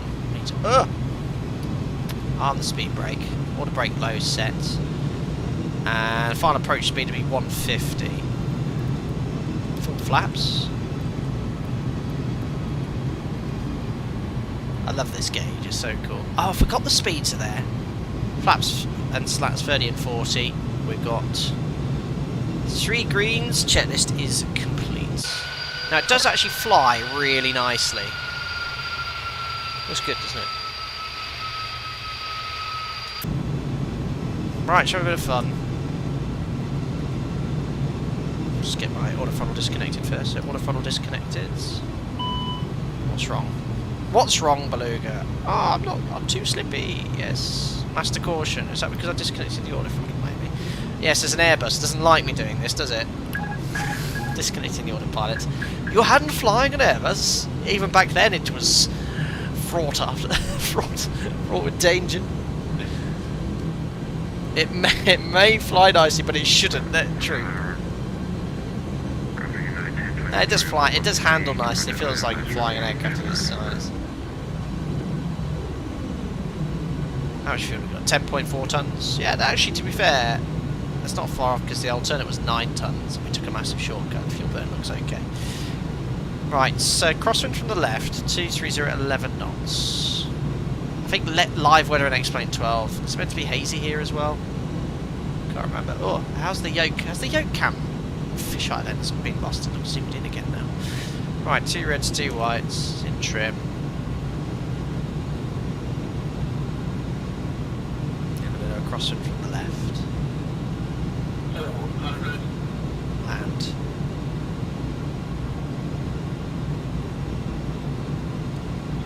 Speed's a little bit low here. I'm going to check a little bit higher, maybe about 40 feet. You do 20 in the 737. Certainly in the MD-11, that caught me out last stream. Well, I didn't get the minimum score. Check, close, hold it. Come on. Oh, I'm about a foot off the runway, I swear. Oh, really? Right, speed brakes up. Reverses. Spool up. I'm going to use quite a lot of the runway because I'm really heavy. 60 metres wide here. Oh, they take ages to spool up the reverse thrust. There we are. Take this in. I'll take the next exit. 80. I can't hear any engines from the reversers. Definitely got reversers on, haven't I? Oh, God, blimey. Oh, my goodness me. It's taxiing weird. Well, ladies and gentlemen, welcome to difficult to pronounce place in Mexico. Guadalajara. Take the next right.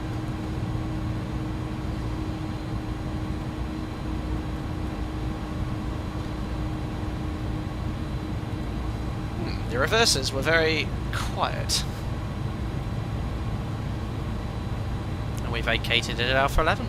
So we're going to taxi on the parallel taxiway, and we'll take one of the cargo ramps here to unload this whole sauce, and then we'll fly back to Mexico City in the slippy Beluga. Yeah, it was all a bit funky on the landing there, but at least the runway's flat in comparison to Mexico City. Yeah, the landing back in Mexico is going to be interesting. Yeah, it did say 3002, didn't it? Right, we'll taxi in. Flaps up.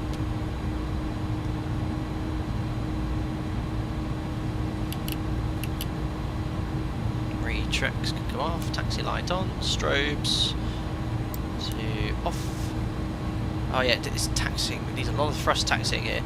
As the cleanup's done, I'll get the APU up and running nice and early.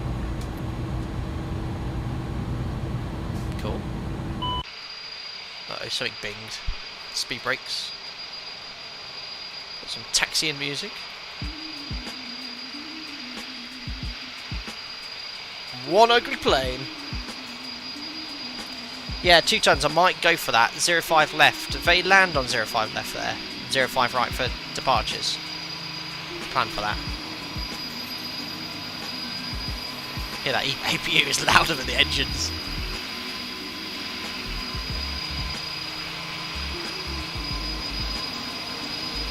Yeah, if they fix that drag profile, perfect. Apart from that, we've got all the goodness we had with the XPLANE 11 version. It's very rocky. Busy here, isn't it?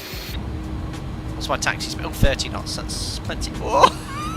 It feels like it's going to tip over. Oh, my brakes? Really? Brakes are high? I had used no brakes. I used just reversers and speed brake after landing. Oops.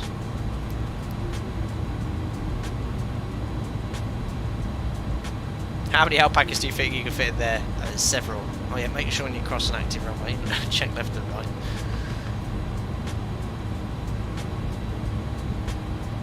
Cool. And there's a stand over here. Oh, I think actually we'll go next to the Leipzig Air.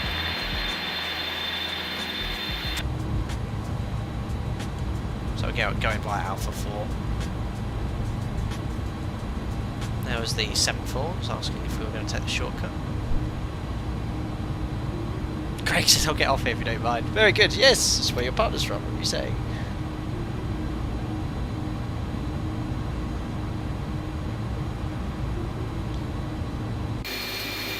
Cool. And then we'll no replay room here. I'm just going to offload the hot sauce and, as I said, fly back empty on the return sector. Yeah, hot brakes is an issue. Yeah, I mean, I used auto brake low, max reverse thrust, speed brake. It shouldn't be an issue.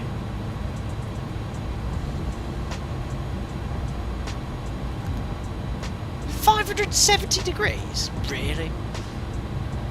580. And still getting hotter.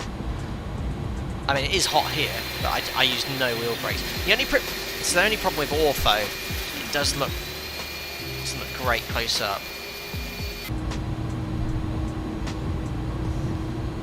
Oh, the Leipzig Air's disappeared. We'll take the corner stand though. Stand number 18. That'll work.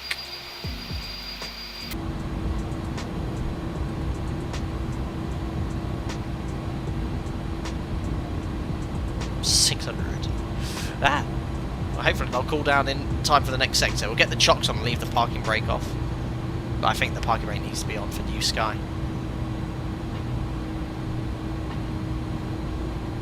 This isn't going to help with the brakes.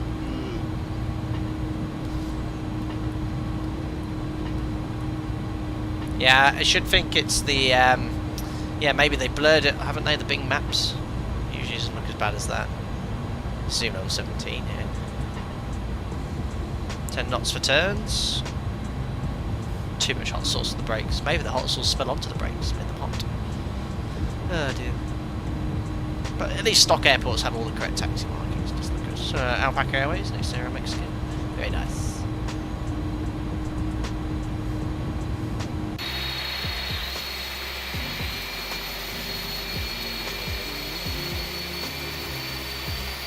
Such a funky plane. See the reflections of the taxi markings, that's cool.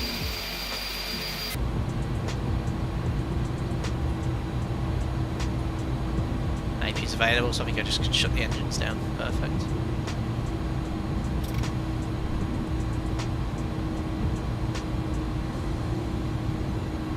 Cool, go for stand number 18.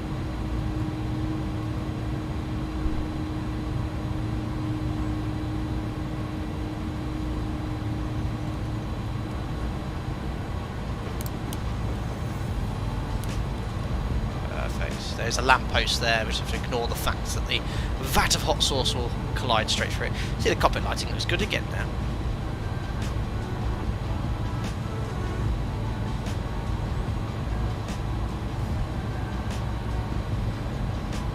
Ugh, lacking inertia this plane, it really wants to stop.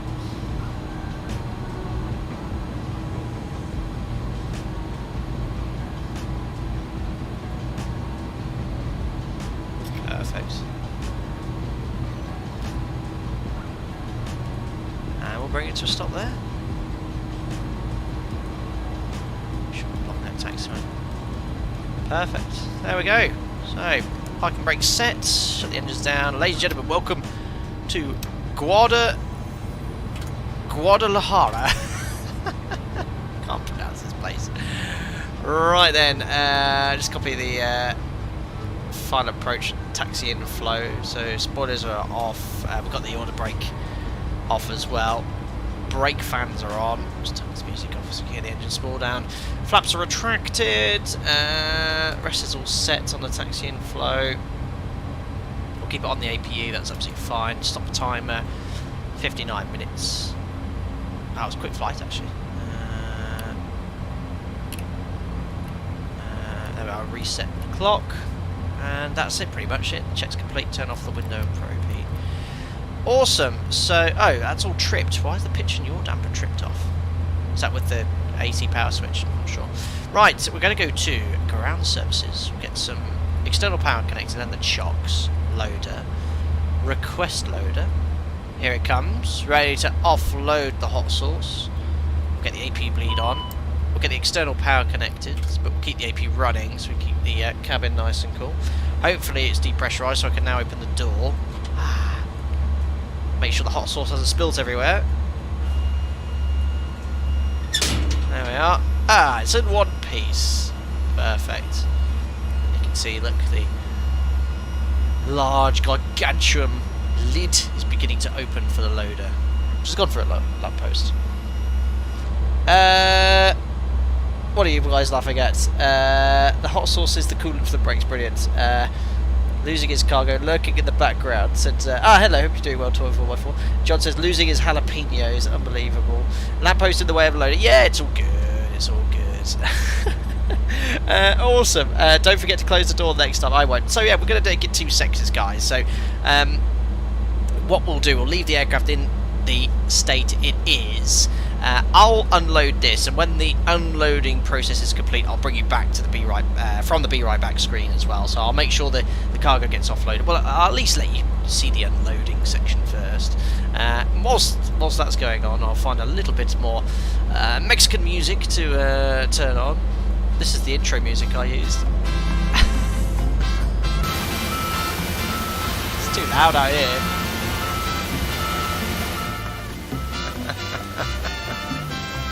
Brilliant. Craig, I'm not going to pronounce that. Oh wait, I can wait for it. Avocados from Mexico.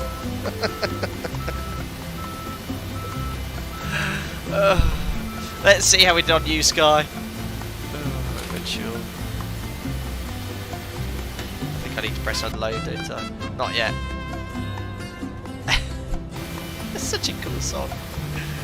Ah, there's that United 747. I think I have to wait for the door to open. A DJ Alpaca. Right, new sky, let's see how we did. How do I end the flight? I can't remember that. My flights. Landed. There we are. Ah, wait, no, that's it. Ah, how do I terminate the flight again? I can't remember. That one. Close, there we go. How did I do? 9.52? Long land? Yeah, okay. Okay, it was quite a long landing. So, 1,000 metres, yeah, okay. 800 feet, it was just outside the acceptable touchdown zone, but it was long. Good touchdown though, just long.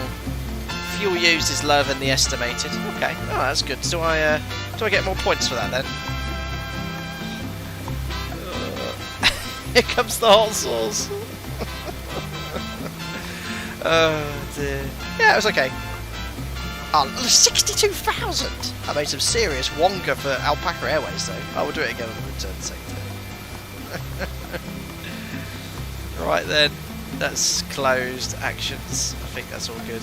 Oh dear, oh dear. Right, the load is almost in position. I can press unload. And then when we come back from the Be Right Back screen, you'll see an empty Beluga door closing. That's the plan. Right guys, if you enjoyed the stream, don't forget to smash the thumbs up button. I'll be back on the hour at 10 o'clock. Give me about 7 minutes to recover before I return back to Mexico. See you in a bit guys. Ciao.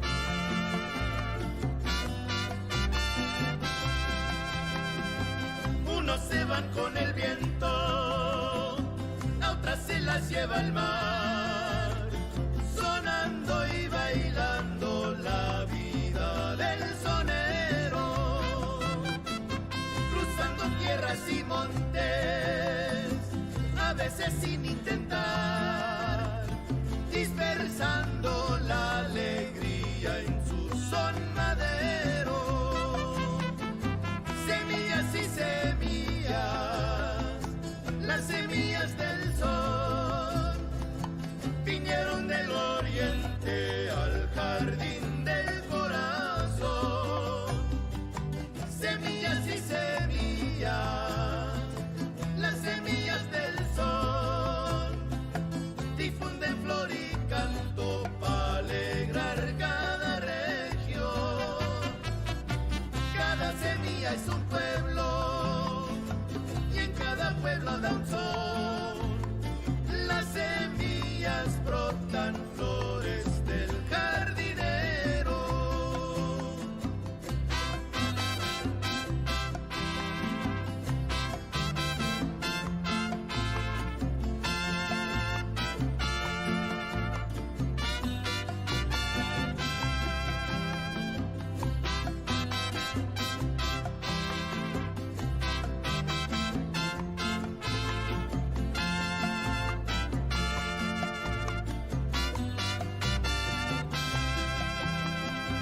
Unas se van con el viento. viento, a otras se las lleva el mar, sonando y bailando la vida del sonero, cruzando tierras y montes, a veces sin intentar, dispersando la alegría en su son madero.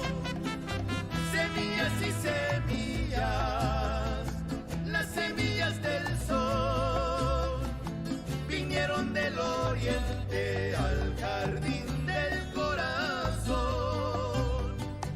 Semillas y semillas, las semillas del sol, difunden flor y canto para alegrar cada región. Cada semilla es un pueblo y cada pueblo da un son. Las semillas brotan flores del jardinero, el jardinero, del jardinero.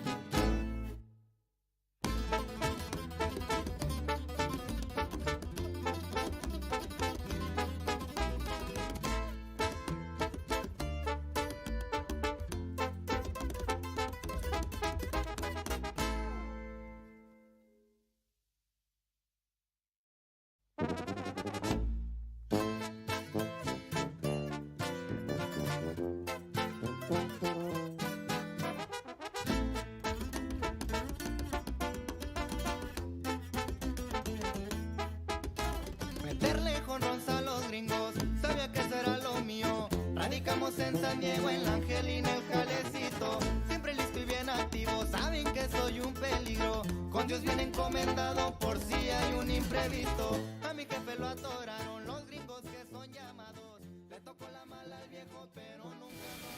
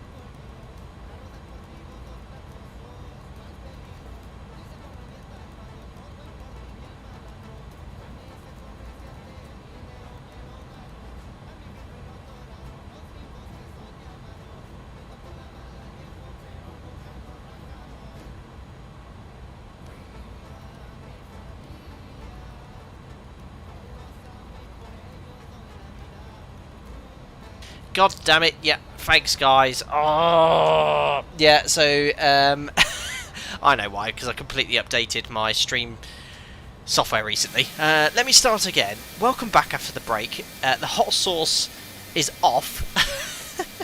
Hot sauce is off.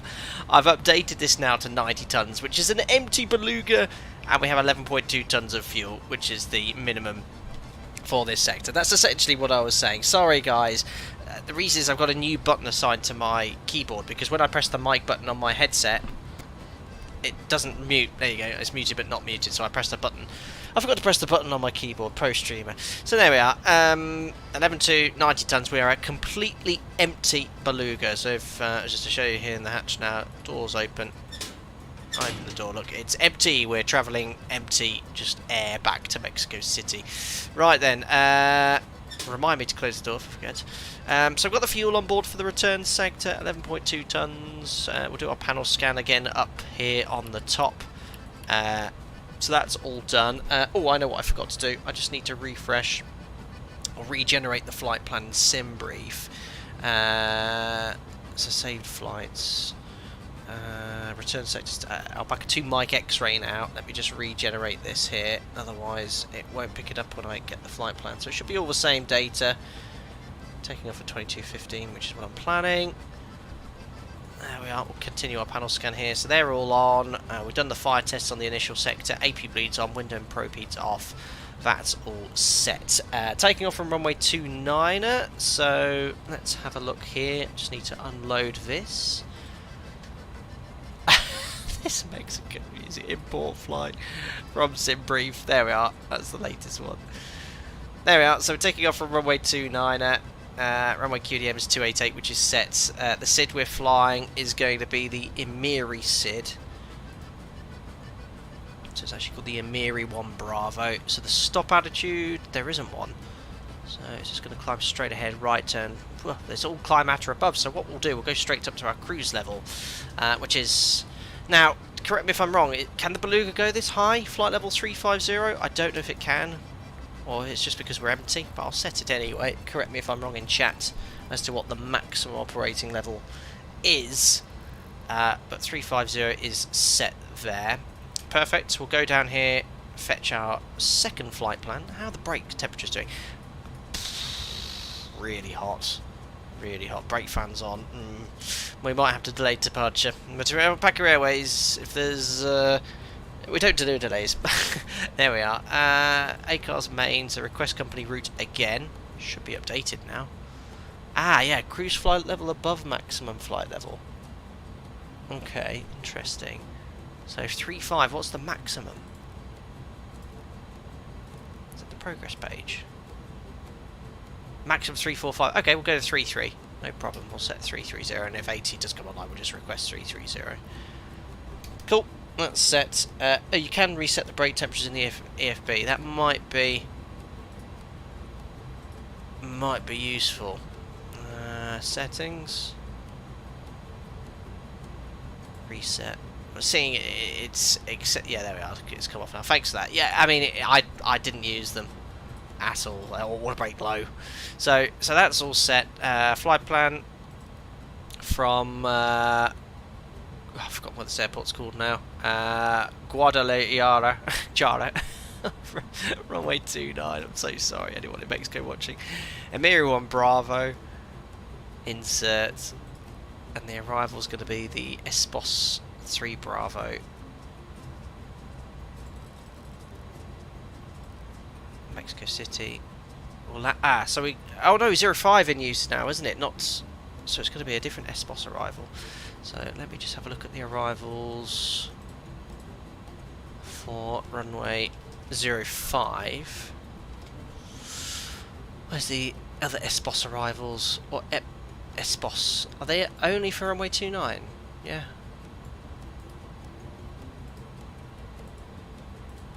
It's going to be this one. Ah, there we are. We want an Airbus 2 Alpha. And we're going to go for left, aren't we? 05... Oh, they're all the approaches on 05 right, though. There's an RNAV on 05 left, but I don't dare do one of these. I'm just going to have to land on that awful runway. ILS 05 right.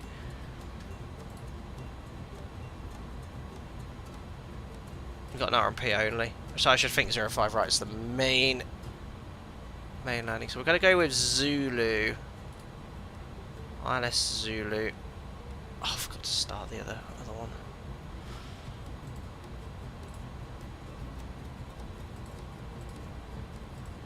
Where does that terminate?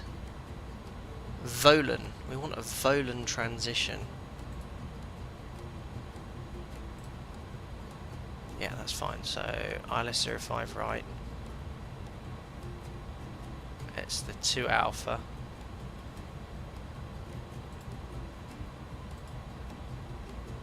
Ipsos 2 Alpha. Where's the transition? Oh, can't find it. Ooh, oh, it's there anyway. Mike X-ray 741. Volan onto the approach. Perfect. All good. All good. Do RNAV and spend the whole flight asking chat how to do an RNAV. No.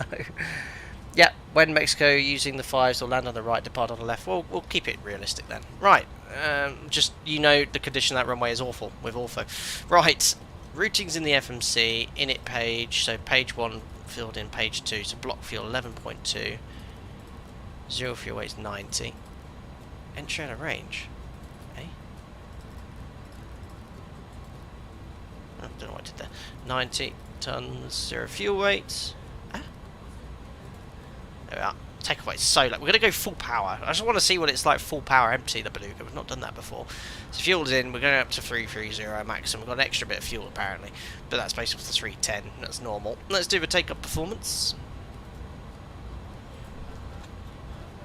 Yeah, oh yeah, the door, thank you. Thanks for the subtle clue there, Listerman. Really appreciate it. So, the weather in Guadalajara is 27014. Temperature here is 30 degrees again. QNH 3002, so that's going to be a QNH of 1017. Dry, anti-ice off, takeoff weight 140. Was it as heavy as that? Isn't there FMC data? There, 100.8. Flat 15.0. And we're going to go toga. Don't press 80 to request compute. Full power then. That's saying toga thrust. Look how high the V speeds are. Flipping heck, 162. So we'll send data to the card. Send data to FMS. Crikey. So that's going to be fast. So perf, takeoff approach. Speeds are in. V2 166.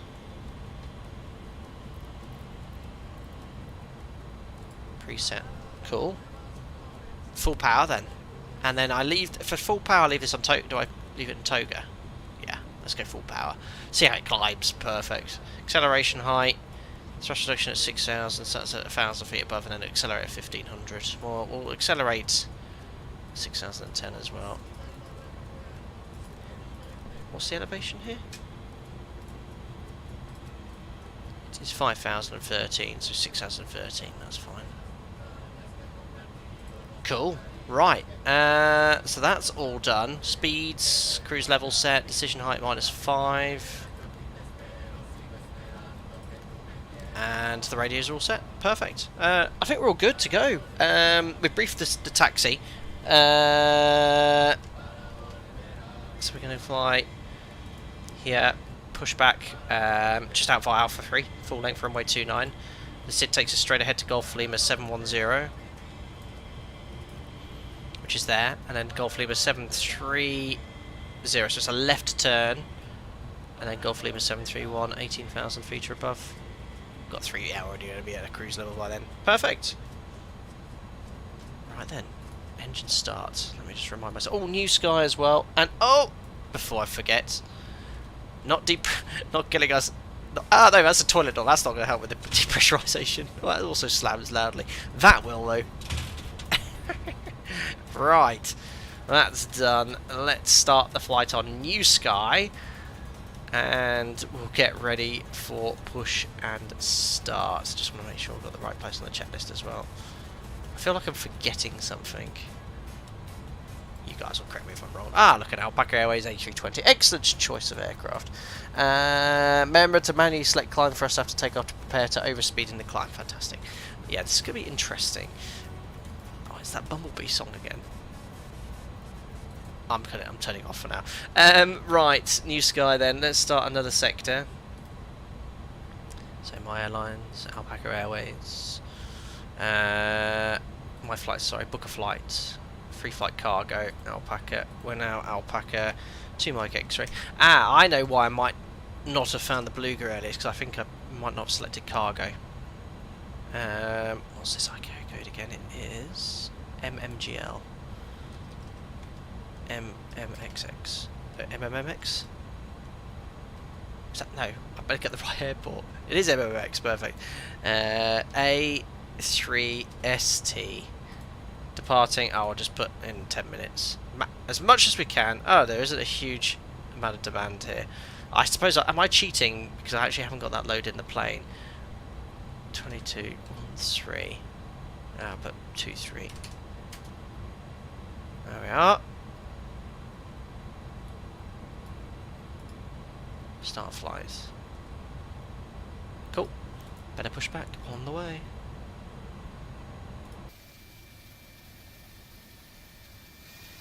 So there's a 7-4 there, hopefully. What I could do is a long push onto... You can actually do this. You can actually do tail pushing into an adjacent stand to let the aircraft go ahead.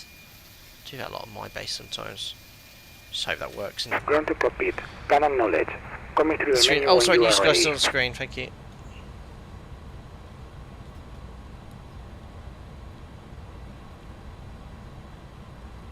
Two tons. I'm just photobombing the stream. Brilliant. After flying with chili sauce, the lav better be on the checklist. Brilliant, Larry. Yep, remember we're completely empty now, but we're cheating in New Sky. Oh, I better. Oh yeah. God damn it. Ground to cockpit. Tau is driving up. Oh, a different tug now. It's because we're lighter, maybe. Oh, yeah. Remember the ground power.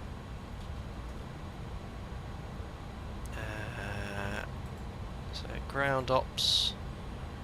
Ground services. Chocks. Oh. Why is it not letting me... Oh, why can't I deselect the external power? Oh, because I do need to do that, don't I? There we are. And exits are closed. There we are. I've not forgot to do anything. See if the QNH changed. 2999, a slight change.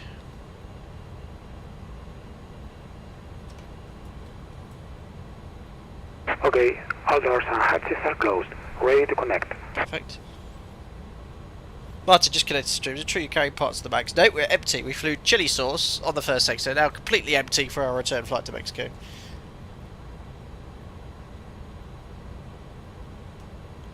Oh, we're getting lifted by the tug.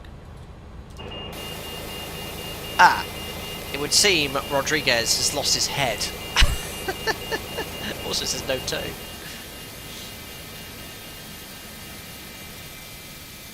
Has it actually stopped the traffic for the 7-4 there?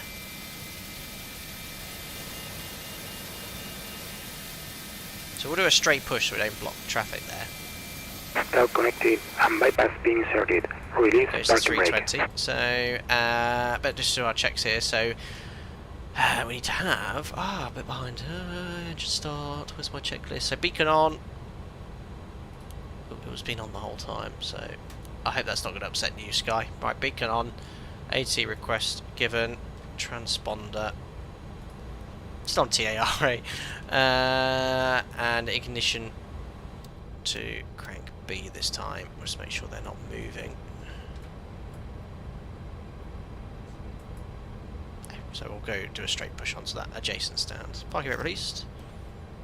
Starting pushback, and you may start engines. Oh, what's this place called again? Guadalajara. Oh, I can't pronounce it. Guadalajara traffic, Alpaca 2 Mike X-ray. We're going to push onto the adjacent stand to not block the taxiway. Just want to let them know. Keep your head in the game, Rodriguez. Oh dear. Yes, Spitfire. We're importing lots of fresh air to Mexico City. Don't tell anyone the cargo area is unpressurized. There we are. That's what we're transporting. I think that was 2 tons. Recognise that. Right, we'll just delay engine start here.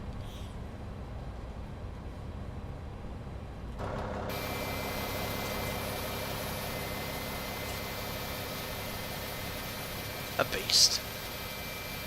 A very not so draggy beast at the moment in XPLANE, but let's hope iniBuilds update it. At least it's working. Now, functional wise, it seems to be working quite nicely. We're testing at 2 sectors. The big issue is the drag profile. It's it's slippier than a 737 right now. Once they fix that, great. Happy days.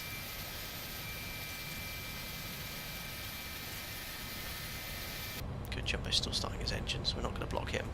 Such a pretty aircraft, even with the dodgy model matching in the sim, which is a bit blocky, but it still looks great. Hi there, Cree. Hope you're doing well. Hello, Captain. Hope all is well. I'm sure you're aware that Mexico is pretty close to our beloved alpaca's natural habitat. Ditch some tacos, fill that bird of alpaca goodies. Brilliant. Yes, of course it is. The home is South America, isn't it? Right, starting engine number 2. And 2. Guadalajara. Oil pressure. N1.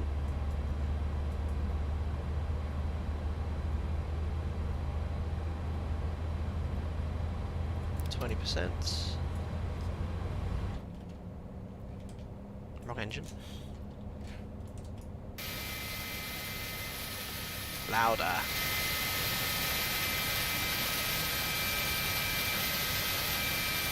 Animations are good.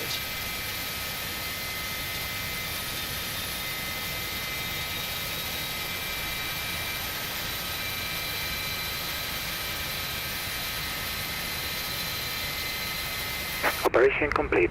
Set parking brake. Okay, parking brake set. Starting engine number 1. Disconnecting tow. Stand by. Yeah, the APU is too loud. Yeah, it completely overpowers the engines. Sounds great, as loud as it would be, but the engines would be super loud. XPLANE devs need to take a leaf out of Felis. That it is super loud, but that's great. And you can just turn it down if you want using the controls. This is a must, by the way, the BT volume control.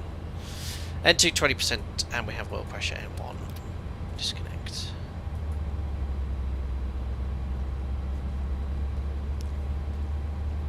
So we went from maximum takeoff weight to being completely empty. The 7.4 taxi in a different way anyway.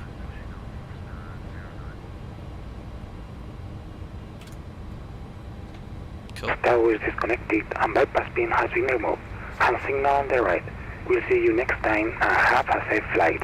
Gracias. Right, 2 good engine starts. Ignition off. APU bleed can come off. APU master switch off, not required. Flaps and slats same as before. 15 and up. Arm the speed brake. And window heat, probe heat can come on. Now after start checklist is complete. Next taxi. So we'll put that to auto for now, but these can come on, and that's taxi. And we'll taxi behind the 7.4. Guadalajara traffic, Alpaca 2 Mike X-ray, taxi on point runway 29.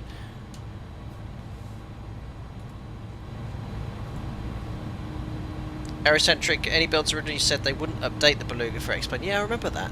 They then changed their mind and released an update, but said there would be no more support or bug fixes. But they've literally just updated it yesterday, didn't they? And I hope they do, because it's a good aeroplane. The iniBuilds aircraft it's good. They worked really nicely in XPLANE. I know I fully understand why they want to use Microsoft Flight Simulator from a. It's where the profits are. I fully understand that from developers. I mean, if you take the user base of Microsoft and compare it to Xbox, what is it? I'd say if you take Xbox into account, it's going to be what, less than 10%, isn't it? So I understand. And I'm glad that they have updated. This was an update yesterday. So if they update the drag profile in this, it's as good as it was as far as I'm concerned in XPLANE, and it certainly flies really nicely. Let's see what happens. maximum wingspan 36. I think that's if I go left.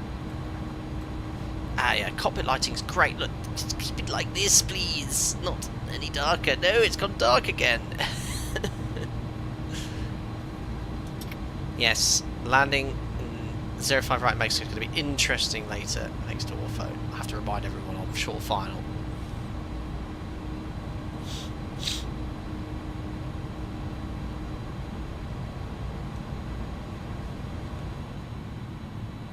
The wheels look a bit wobbly, don't they? I hope we don't do a United 777. Clear right. Yeah, the offer got all blurred out, didn't it?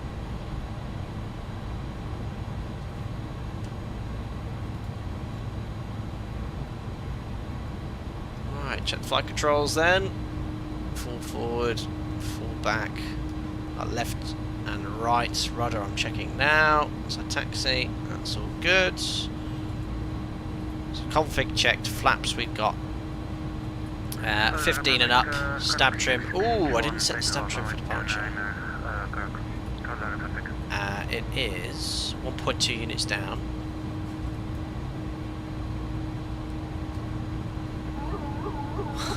Love that sound. And that's set, takeoff briefing.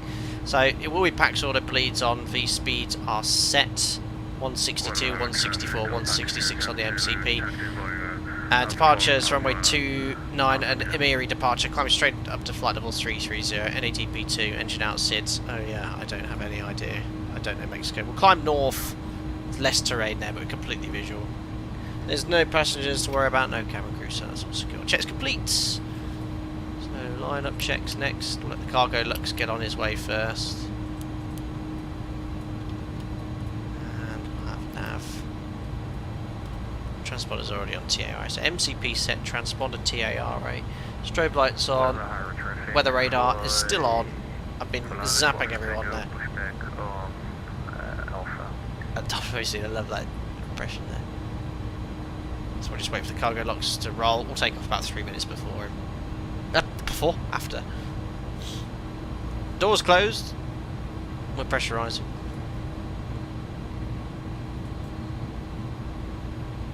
We're showing 0 diff. And there's the whole point. Yeah, it's definitely taxing like I don't have 36 tons of chili sauce. It's a lot. You can tell it's lighter. It feels lighter, which is good. Lister, don't know if they closed after Lister and Minnows, so yeah, reminded him. Brilliant. Oh dear. Parking brake set. Beautiful sight. Right, Jumbo's taking off. No one on final. There's an alpaca on the SID. Short lineup.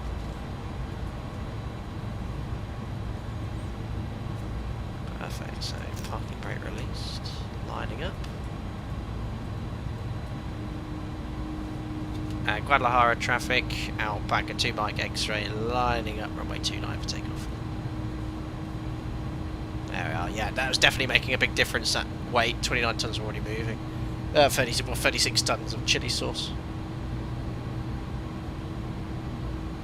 Sleep Lab chili sauce, yes. Yeah, Sleep Lab, all you got to do is see the video description. We took 36 tons of chili sauce to Guadalajara, and now we're flying empty to Mexico City. It's our Beluga ops in Mexico, you know. 60 metre wide runway. At least this ortho tile is nice and flat. This landing's going to be really interesting. We might break the main gear, and then we're going to get penalised again. Must be late for you yet? It's 10:30, but I'm going. This is the reason I'm streaming late. Hey, people can watch it. They can't usually watch it, but I'm going on to lates. My next block of lates. You know, I'm in the sim sort of 8 till midnight, so I need to get used to it.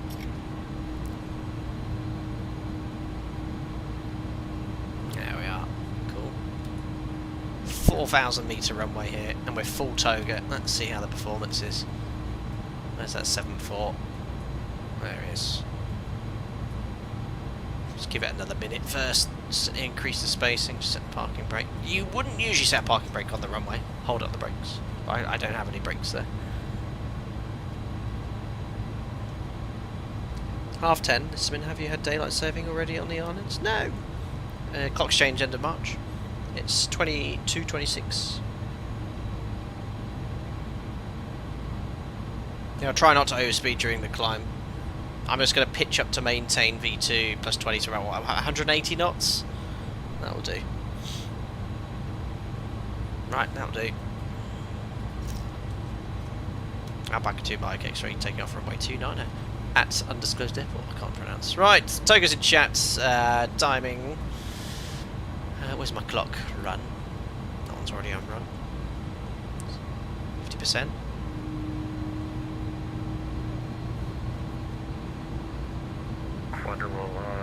Traffic, Aeromexico 22 line up, I think that's all stabilised. Toga, set takeoff thrust. It's very slow to spool up, isn't it? Surely shouldn't take 10 seconds. Well, we're rolling. Looking for 107.1. Whee! There he goes. Full power. Airspeed to oh my god, 80 knots. Oh my days, this is accelerating. Oh my days. Well, 130, 140, 150. V1, rotate. What's that banging sound? Oh, massive dead bat. Oh, come on. Pitch up. I'm already doing 200 knots. Positive incline, gear up. Let's go up to 20 degrees. It doesn't help that the Beluga is extra slippy. That is climbing. Level change, bug up. Just do 230 initially. I can already select slats up. What performance! We are empty and it is full power, so it probably isn't too far off the bat here. But I'm accelerating, still managing 3,000 feet per minute. Cool, blimey. Right, climb. Auto. Command. Slats are up. Look at that. Oh, my speed brakes are up slightly. Must have knocked it on the glider. Surely that would have set a warning off. Might have just knocked. And I think I just knocked it when I set the gear. Even with speed brakes, it's climbing. Look at this thing. 5,000 feet per minute, 230 knots. Set standard. Oh yeah, well, I know I'm in the Mexico / US, so I should probably wait, but I'm going to set standard anyway. I have to take off checklist. Gears off. Speed brake is no longer armed. Air conditioning and pressurization. We've got diff pressure. Cabin altitude's decreasing. That's good. Set. What does rate mean? Oh. Ah! Whoa. Oh. I have to take off checklist complete. Right. We'll go 250 knots now. Passing 113 for flight level 330. Pre-cruise check. So lights off. I think you can see it retracting one of these views. That's already gone up. There's the runway. Look. AP's off. Pressurization. We've already checked. There's no seatbelts. No cabin. Check's complete. There you are, right turn coming up then. Sorry, left turn. Get this right. Golf Lima 730. That SID just takes you around that high terrain. Look at 9,700 feet. Just here, off to the wing.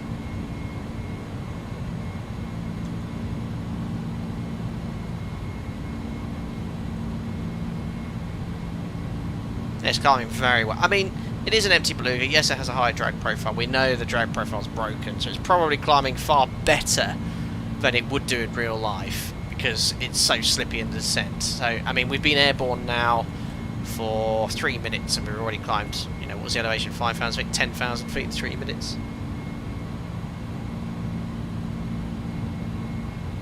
We'll do some fuel and time checks on this, see how we get on.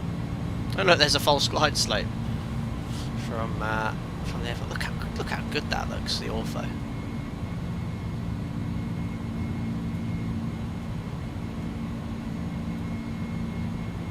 There's the airport.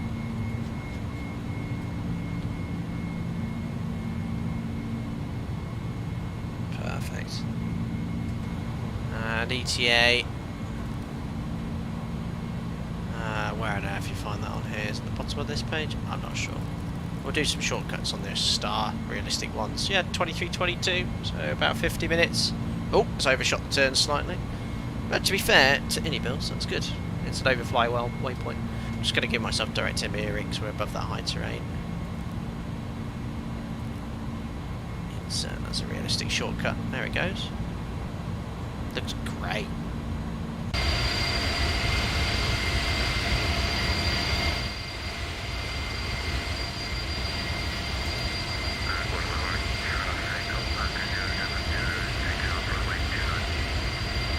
Empty Chanel, don't need any moderators, thank you very much.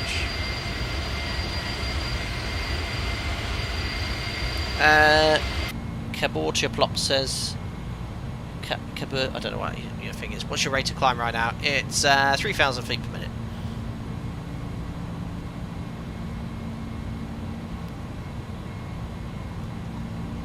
Ah, realistic cockpit lighting for a split second. The shadows are great. Just too dark.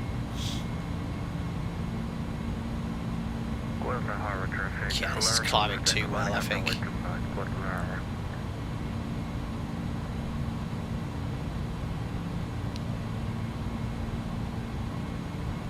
Cool.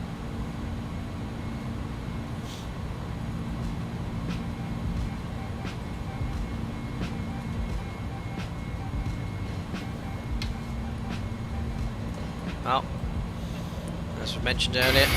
Oh my god, that was loud. Nothing in the cargo hold for the return sector. We're just positioning back to our home base, Mexico City, for our Mexico Beluga ops. We have 18 Belugas based in Mexico City. There's a lot of companies that make hot sauce.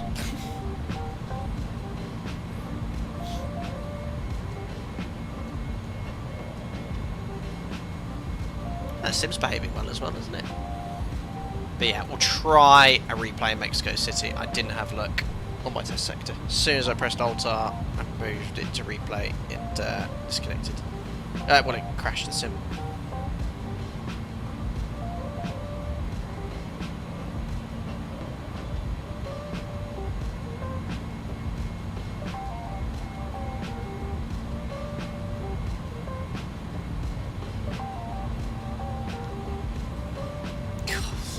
We're climbing too well. 7 minutes, 24,000 feet.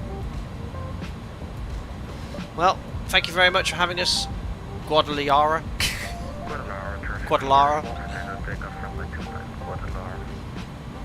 Someone's just taking off from runway 29er on the VATSIM.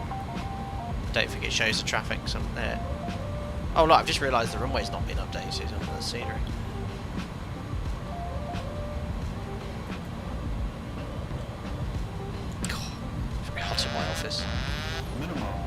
Yeah, flight model's off. Hopefully it'll update it. Thanks, 2 tons. Matt's thanks to 27 months. Hello, Captain. Hope you're doing well. Thanks to the stream time. You're most welcome. 27 months as a member. It's over 2 years and lots of alpaca emojis. Thank you very much. Hope you're doing well. Thank you very much for popping in. Yeah, it's nice to. Last day off, I've got a busy block in the sim. I am going to be busy the rest of the month. So to all members, there is a members only group flight next month for the 51st. That sort of got the ball rolling for that. I left it a bit too late. I've been quite busy. And I'm going to be really busy from mid-March onwards to the end of March. I'm out of base in the sim and flying. It's part of my LTC training, actually. And then I do have some time off beginning of April.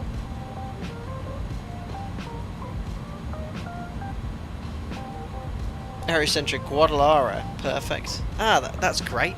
Well, hopefully I won't need to say it again now. Who knows, I might buy something in Guadalajara one day. Sorry, don't want to say yes, you're right.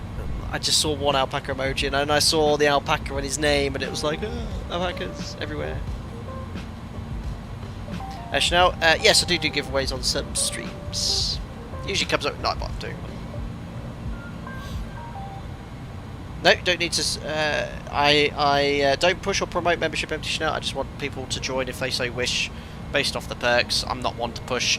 You won't see me asking you to donate. You won't see me asking you to become a member. You won't see me asking you to buy me a coffee or any of that stuff. I just want you to enjoy the show. If you wish to join as a member, thank you very much. This is for me fun, and I'm very fortunate to get a small revenue on the side from it as well. Craig says, what weighs more, 2 tons of chili sauce or 2 tons of love? Ah. Is that actually in reference to our member 2 tons? Hi Moran, hope you're doing well. How's the Beluga treated you so far? Yeah, it's good. The main thing we pointed out is the drag. The drag model is well off. It descends shallower than a clean 737. It's yeah. It doesn't seem to know an XPLANE about this. Well, it's quite prolific. Big head. Sim looks spectacular, though.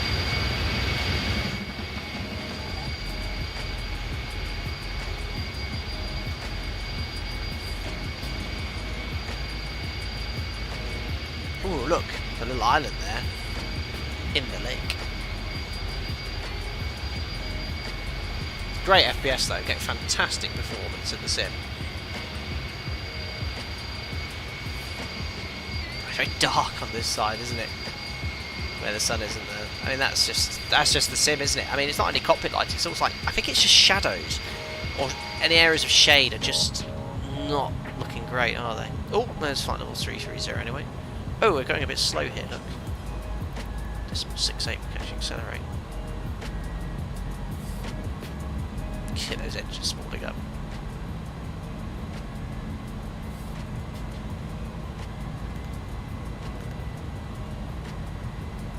Beautiful. Probably set a bit of a sensible scale, but we'll do a fuel check at Emiri.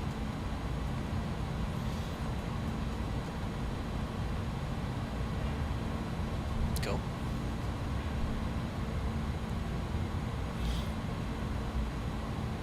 Yeah, let's hope it gets better. We're 12.1 Martin, fingers crossed.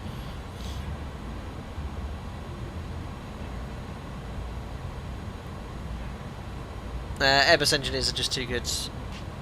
Muskie says, how many holidays do you get? Is it different for like captains and FOs, or do you get the same amount, if you know what I mean? Yeah, so flight deck at my operator, FO, captain, you have the same allocated leave period. So we get 4 blocks, 5 days off a year. So we can have 4 blocks. So that's 20 days, and then we have so-called ad hoc days where we can pick and choose certain days. We get 8 of those a year, so 28 days total a year. But we have a really nice fixed roster pattern, so it works out well. I mean, I'm one of the main reasons I love working where I do is it has the best roster worldwide. I think fixed roster. I can plan well ahead of what I'm doing. You know, and for that it's a huge bonus, especially for the channel. I want to stream in my spare time.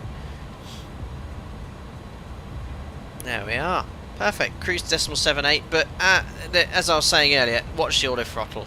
It doesn't hold the speed very well at the moment. It's constantly modulating up, down, up, down, up, down, and you know, it doesn't sort of find an M1 to maintain the speed. And the wind's pretty constant in XPLANE up here, 259 at 43. It's not changed.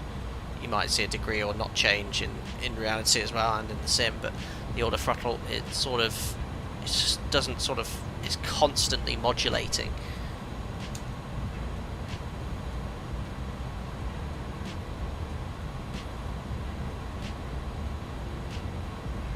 You need to set the TRP to cruise as auto. Doesn't work in the Beluga because there's no profile. Ah, interesting.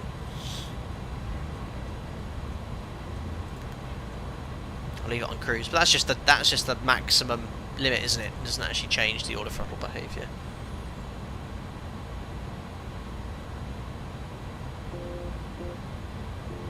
Cessna Bandit says, I'm sure you'd love to go in one of these though, with you being an experienced Airbus pilot. Oh yeah, I know exactly what I'm doing at all times. Cool. So approaching Emiri, we'll do our fuel check. We'll get ourselves a little bit of a shortcut. And this routing's not quite right. That's based off 23 left. We're landing on 05 right now.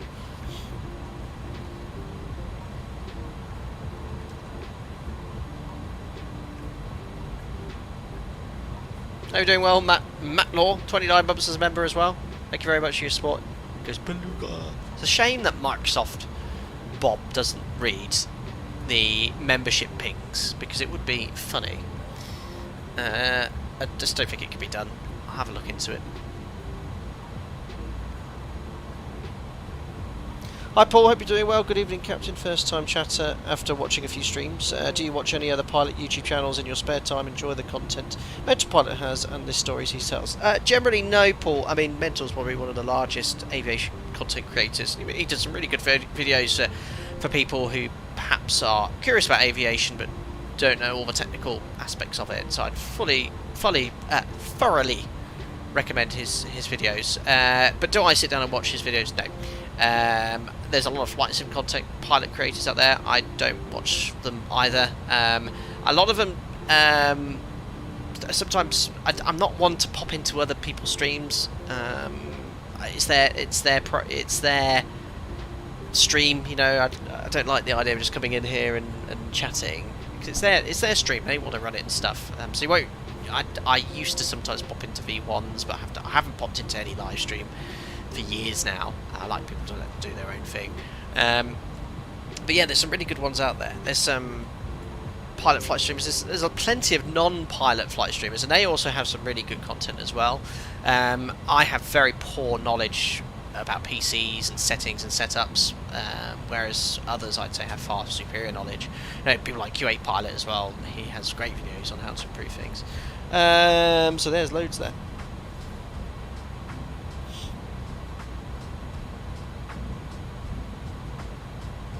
Yeah, Chanel, I see you asking about giveaways and free membership. You know, I do those things from time to time.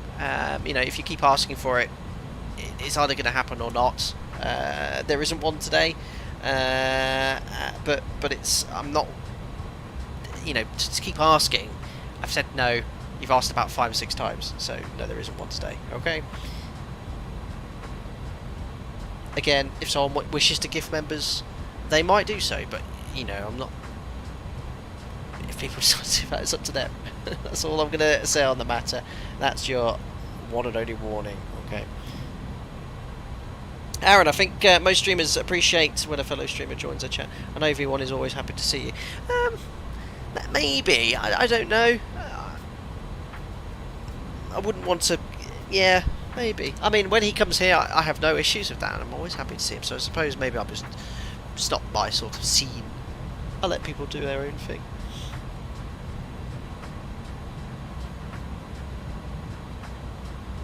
Craig Sippers, I like British Earthquake and his VA Osprey. Yeah, he has. He's on New Sky. I've seen his VA there. But yeah, is he a training pilot or trained to be a pilot? But he makes a lot of videos. I don't know if it's his full-time thing.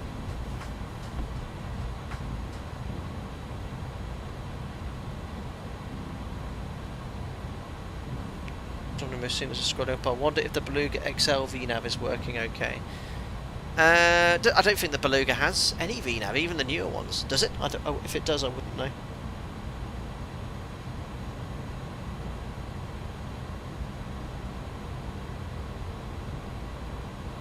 Empty, yeah. I don't want to do it today. Yeah, so I don't usually. They are a bit random. Very fortunate. A lot of the companies I work with and that provide me with access to their scenery, they usually give me copies to give away as well. So yeah, last stream for example I was given a copy and I did one as well, but yeah, I usually will promote it, especially when V1 drives the NG. AstroGeo 330 driver. Yeah, I am subscribed to 330 driver. I've not really interacted with him in any way, but yes, someone mentioned it in Discord, and I did have a look on his channel. He has been running his YouTube for how long? A year, and he's uploaded nearly 900 videos. I was like, how on earth does he do that? I mean, when I make a video, which isn't very often, I make a video once every 2 or 3 months. It takes me a day to edit, record, upload. It's probably like 10 minutes long. I check and he's uploading like 3 videos a day. I'm like, what? How's he doing that? I mean, I love doing this. Trust me, I love streaming it. And it takes up quite a large proportion of my time. But it doesn't take up my life. I love hanging out with you guys. I love streaming, but I do have a life outside of this, which I wish to maintain. You know, I like to go out and have a wee tipple now and again. I've got my shooting, I've got work obviously as well. How he does it, I don't know. The Jibber deficiency, yeah. That's just good, yeah.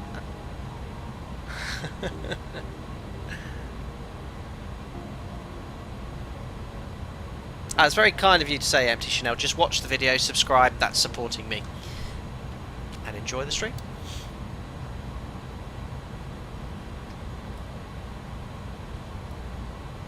Probably Aerocentric, yes.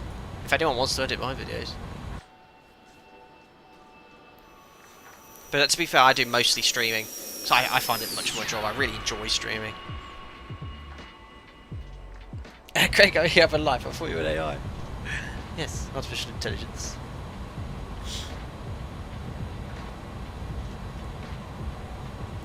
Right, so we've got this little arrow here for top of the center, around 120 miles. So we'll start setting up shortly.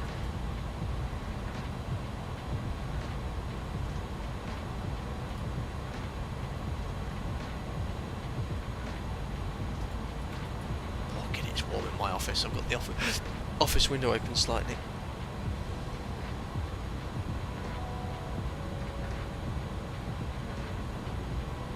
Hello, Steven Tan, or Stephen Tan, I'm not sure how to pronounce your first name. Any tip for low hour pilot? Fresh flight test check, 7-3 airline interview process.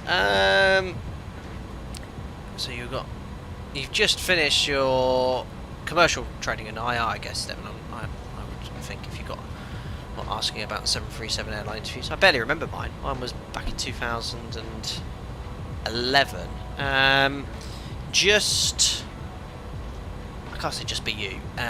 Learn the aircraft, learn the airline that you're working for. You know, they might ask questions about that. Review everything you learned in your ATPLs. I don't be, you know, just be you. I don't like saying that because you might not have the right. Everyone, most pilots have the correct personality, but on your sim check especially, they're not going to be necessarily looking at your handling. You know, you can train handling to a degree, but they are going to see you as a person and your CRM. You know, on my interview, my man with me, I got his details, he didn't get the job, and I know why he didn't get the job. His flying was fine, but his teamwork and leadership was lacking. And his communication as well. So he had a raw data or something, and he got to maximum capacity. And he was destabilised on his raw data though, and I called go around. He got a bit miffed by that, and he sort of was like huffing and puffing. It was a complete wrong attitude. Should have just gone around and just said, "Oh, what's the reason to go around? Yeah, your rate of descent was, you know." I can't remember what it was, but it was probably. I remember calling go around, but it was quite destabilised. And he got in a right huff and puff, and it's not what airlines are looking for these days. Airline pilots need to be calm, conscientious, need to advocate, you know, good communication, leadership. That's really important these days. Well, certainly in my operator anyway. There you go. Look at the auto throttle go up. Whee! Just sort of struggling to find a fresh setting and keeping with it. It's almost gone to idle. Well, not quite. Keep an eye on it. Don't forget to bring a printout of your flight sim hours to interviews. Yes, that's a good idea. Yes, if they ask for certain things, make sure you don't forget anything. So bring everything they ask you for. What's his name? Jim? No. Yeah, to make a team play, exactly.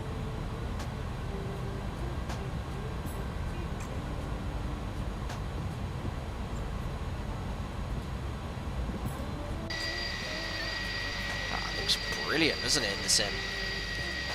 Got to get ortho.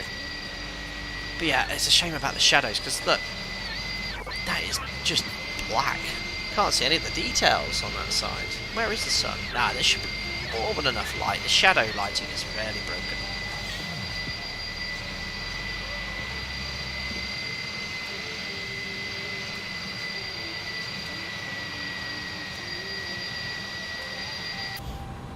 Spitfire, do you think he was miffed because he thought his shot was over once you could go around, or would he still have a chance at that point? Oh, absolutely. Oh, hello, altitude. I don't know. Honestly, I didn't ask him. But if he went around, that wouldn't have been the reason for not getting the job. Not at all. It would have been the way he dealt with it. Because I know people for a fact that, you know, if the raw data was grossly destabilised and there was genuine handling issues, of course that's going to be potentially a barrier to being offered a job position. But as I said, handling can be taught or improved on. CRM and you as a person takes a lot of adapting and change.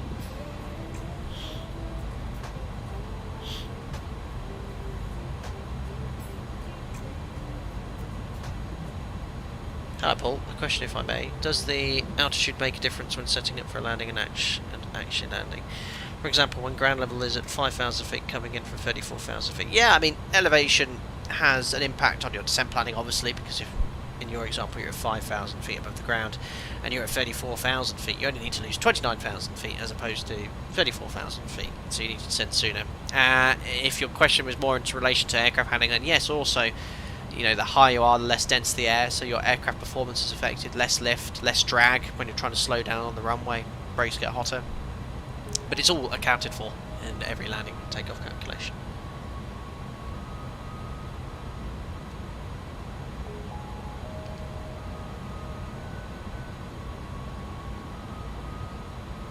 Perfect. Right then, so approaching 60 miles actually, we better start setting up for this approach. So landing on 05 left now, so let's have a little look here. Routing via Epsos. So Epsos is going to be the first restriction, going to be at flight level 290 at Epsos. Epsos we're planning at 286, so that's good. Rest of the routing then. Oh, I haven't done it. Oh, we just missed. Let's do a quick fuel check out. 8 tons, just past Igfez.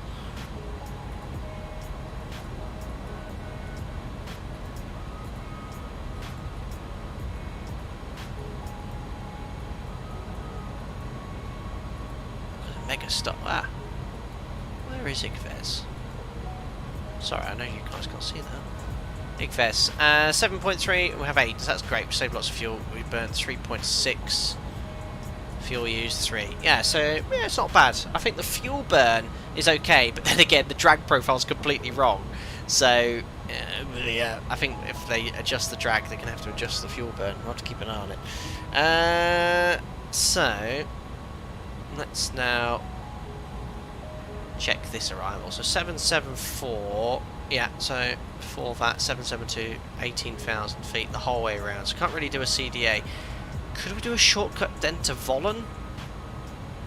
Zone of possible paths towards. Oh, that's cool. Never seen that on a chart. Well, let's plan for that. Look, zone of possible paths towards Ernok. So that's I've never seen that on any star chart. So that's a potential shortcut. Look. So we can fly that.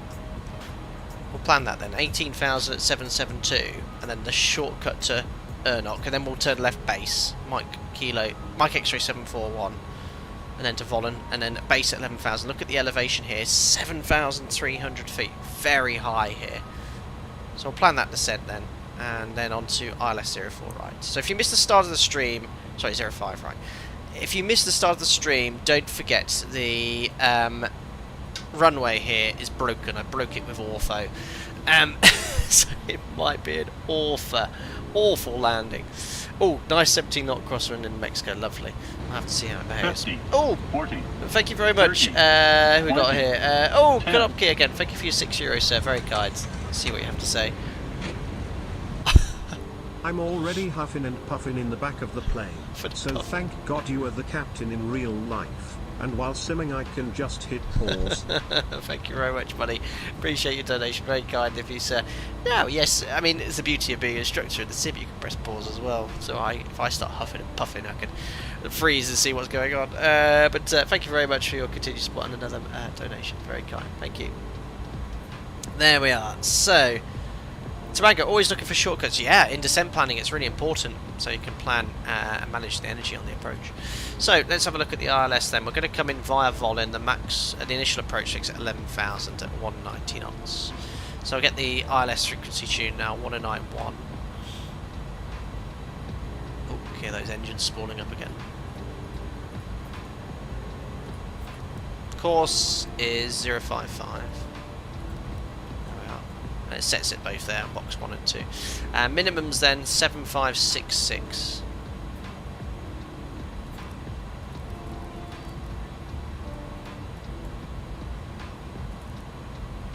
Now to get the minimums call, I'm going to set this on the radio altimeter. I'll put 280 because otherwise you don't get it, do you? Bit non-standard. You wouldn't usually set the minimums off there. An RA on a Cat 1. Set it anyway just to make sure we get the minimums call. So frequencies, courses, minimums are set. The glide path is slightly steeper than standard, 3.1 degrees, probably to do with the elevation. MSA highest to the south and east, 19,400 feet, so high. 14,800 feet to the west, 12,100 to the north. So position via Volin or ATC if it comes online. No events here, so I don't anticipate any ATC. Down to the minimums, go around, climb on track 055 to 949, proceed to the missed approach via Volin. Look at that, it's all RNAV. And it's all coded. Squawk 7700, no, I'm joking. That'll be a height 7,700. Is the routing in? For the mist? No, the missed approach routing isn't in at all. It just says climb straight ahead 9 DME. Have I got the correct arrival? Yeah, I don't know. Best not go around. Let's Zulu.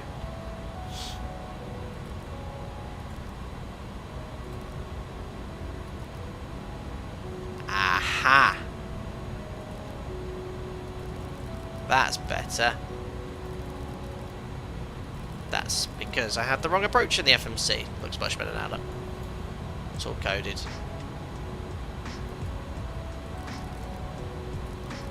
The arrival, though, isn't. Uh-oh. We want to go via Volin. Did a bit of a whoopsie.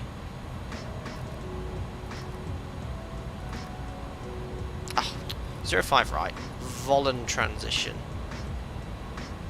And it's the 2 alpha. Right, let's check that one more time.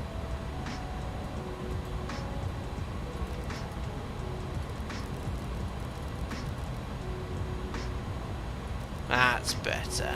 That's all in now. Happy days. Just a landing performance then. Well, we know we can't avoid cooking these brakes. The 05 right's nice and long. Hey, we'll aim to finish the day where we started it. So we can either take 90-degree echo or delta or echo here, or we've got the high speed at Golf. Lots of options. I'm just going to use auto brake low again and use all the energy. We're super light today. Yeah, approach speeds, look at that, much lower. 128 knots, we're 150 on our test sector. There we go.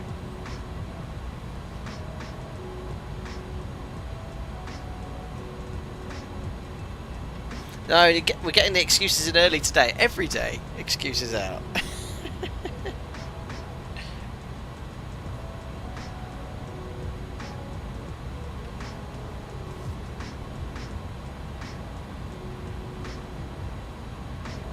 Wow, super dries on -9 dew point at Mexico.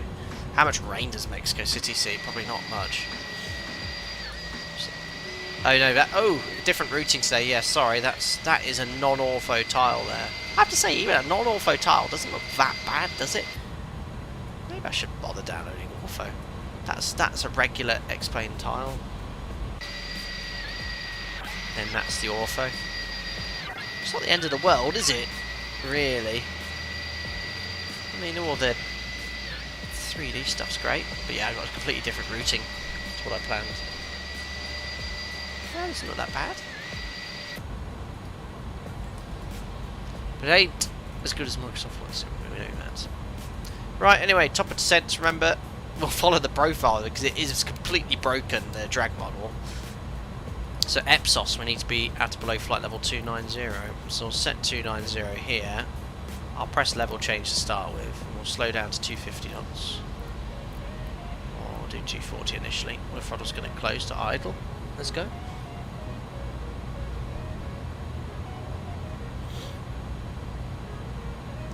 Mexico City gets 1,058 millimeters of rain annually. It's a very precise amount.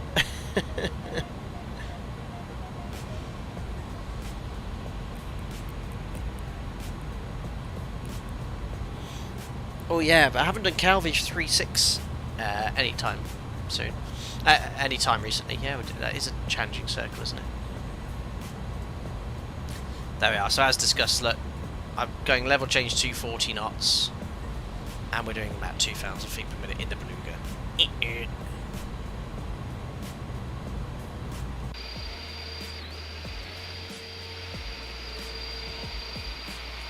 Oh, some clouds. It's been so clear today.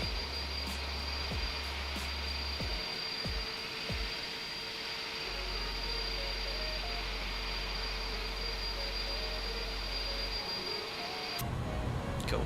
How's that descent restriction going? Yeah, it's a 290 at EPSOS. Between 290 and 260. So that's looking good for now.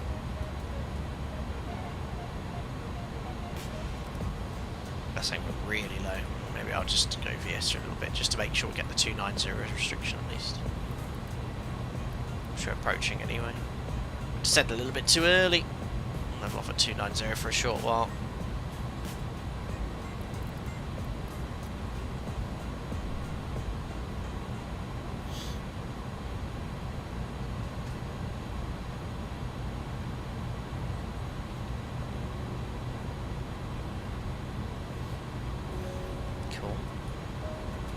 Come back, Ortho.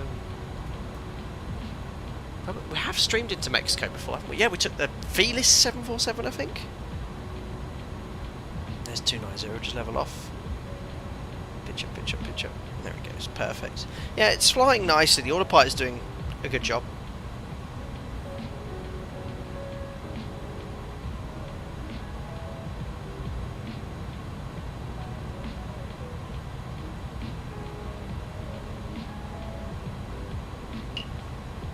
Next restriction is going to be 210 Mike X3-770 is the next waypoint. Fuel 7.2 tons. Good.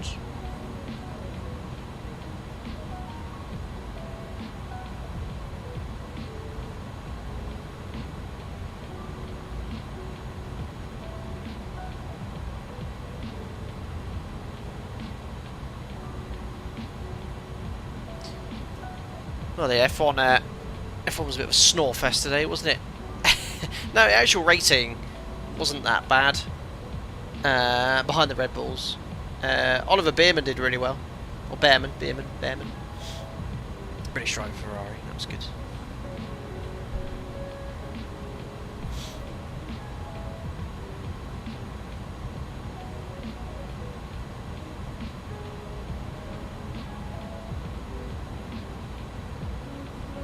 Perfect.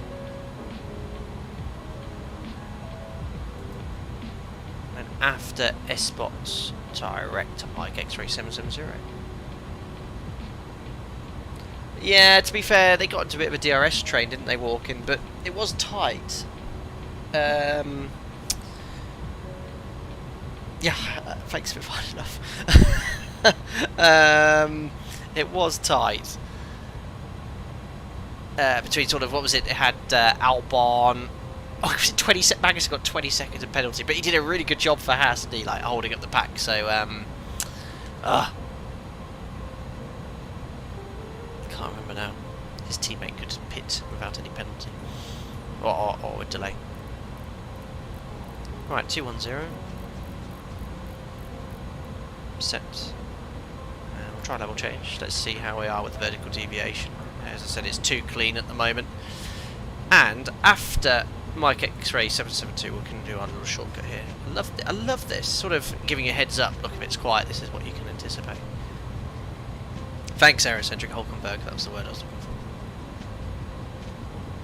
not to take anything away from Red Bull. I mean, they're just fantastic, amazing car, amazing drivers, really.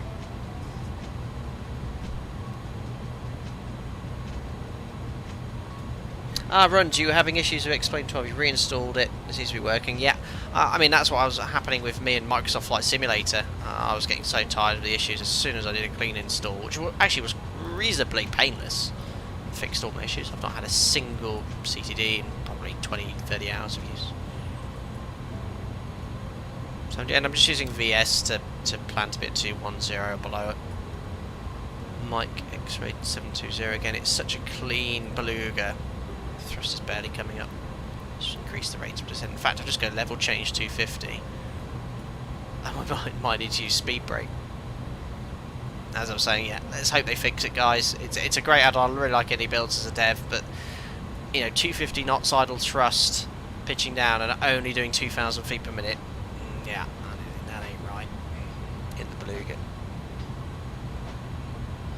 Andrew, I think Piastri was an unsung hero today. Yeah, he was. I mean, he was struggling to get past Hamilton, but I think the Merc had straight line speed, but he got ahead of him, didn't he? He's good, isn't he? Well, yeah, Norris sped off, didn't he? When he got ahead of Hamilton, he just took those corners so quickly. And even Hamilton said, didn't he? He was like, he's so fast. Yeah, Paul Penkiff, agreed. Too commercialised now.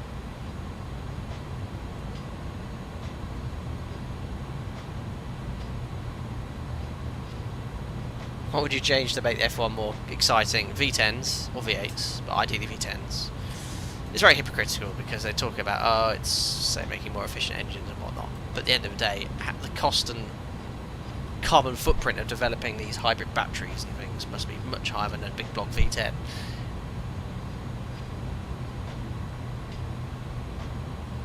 Jet engines. Just increase that rate of descent. Yeah, look, I can't agree. I've got to use speed brake. Let's see what the speed brake does to the rate of descent. I'm just going to extend it fully. What the world? Speed brake, okay, from 2,000 feet per minute to 6,000 feet per minute plus. What on earth have they made these speed brakes at? Look at them! the speed breakers increased my rate of descent by a factor of 3. That is unbelievable. Nah. It became a Beluga all of a sudden. That's what, yeah, the speed brake turned it into a Beluga. That was insane. There's 210 anyway, we've met the restriction. Next is 18,000 feet. Oh dear, oh dear. Level change. What's the QNH in Mexico? Or inches of mercury, I should say. 29er. No, that was actually our departure point. 3011. Updating now. 3009.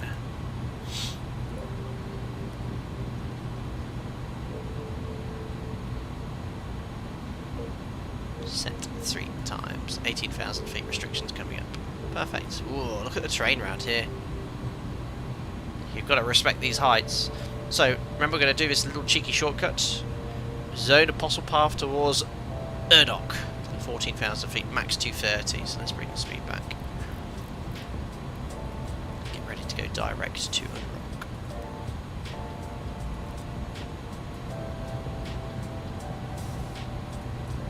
Don't want to do it too early because of the terrain.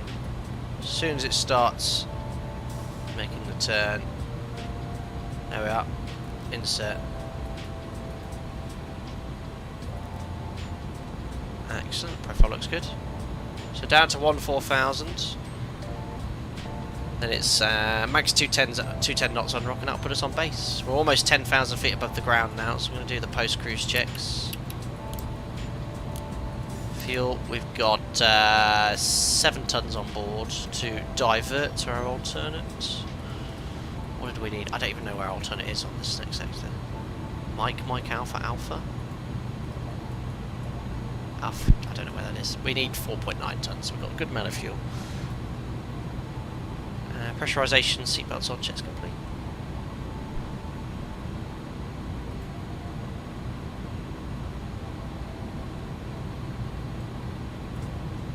There we are, turn the music off as well.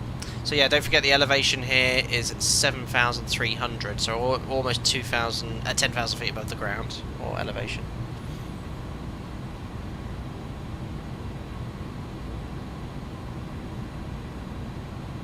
To be fair, that would be the actual rate of descent of Beluga in open descent. Yeah, I know. I've been in like level change open descent for ages. Or we can go down to 14,000 now. Sorry, level change. Yeah, 230 knots level change. Let's see what rate of descent we get in the Beluga. Yeah, mixing the tyre manufacturers were good, but they're contracted. Yeah, it's all become a bit of a, you know, too much of a show. Less about racing.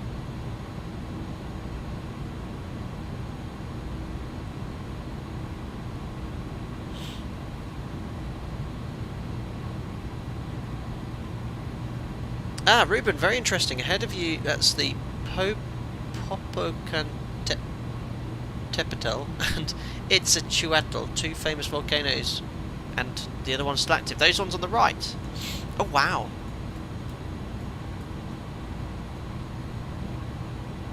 Or ahead of you. Sorry, maybe it's more directly ahead. I did not realise there were so many volcanoes here. Oh, these two. Well, look how densely populated Mexico is as well. Yeah, approaching 14,000. Yeah, so this is open descent, a clean level change, 14,000, and we're 230 knots, and it's doing about the same as a 737 would. Your Beluga! Drag.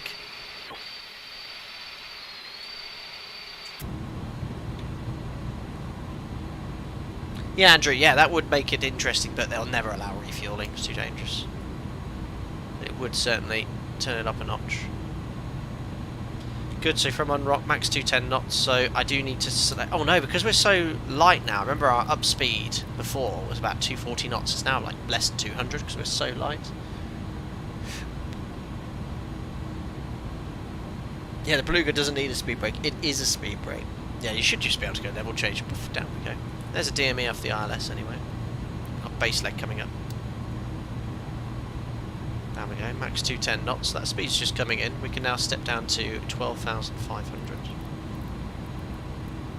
Keep it in profile, level change. A little bit high, but it's at or above 12,500 next. But the speed brake is insane on this.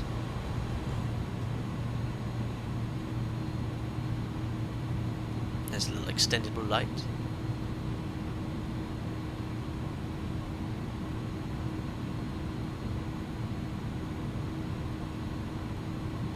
A bit of a crosswind landing we've got here, yeah, 17 knots as well, so it could be interesting. Papa Mike 57.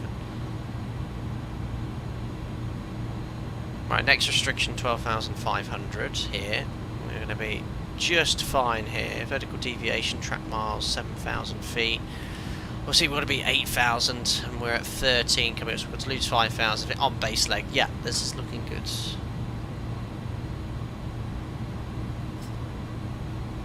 XPLANE live weather not updated yet for the crosswind. You know what'll happen, it'll change last minute for me. But yeah, 1,500 feet per minute clean in the Beluga. No. Good, you can step down to 11,000 feet. Next restriction, 190 knots now, so I do need to extend the slats. So speed checked for bug 190. There's the Kruger flap going, the leading edge slats.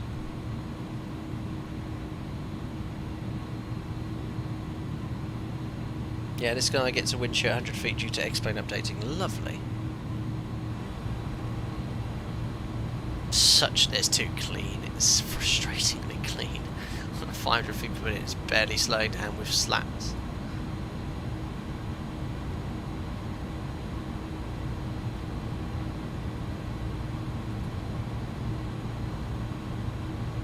This is next altitude 9,700. We're going to be 11,000 feet above, and that's a mandatory height.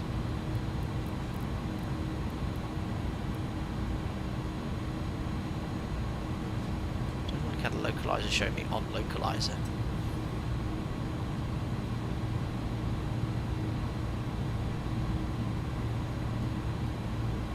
Yeah, it's looking good though. Sim looks great, but I think the graphics are fantastic actually.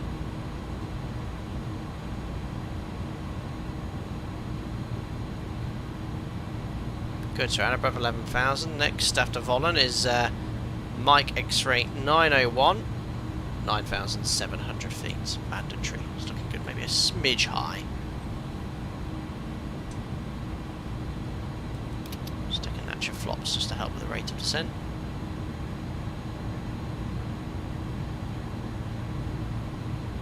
There we are.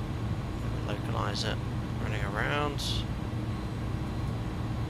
Oh, that's a bit of a too high rate of descent, really, now at this stage. Pull! Pull it! Pull! Airbus!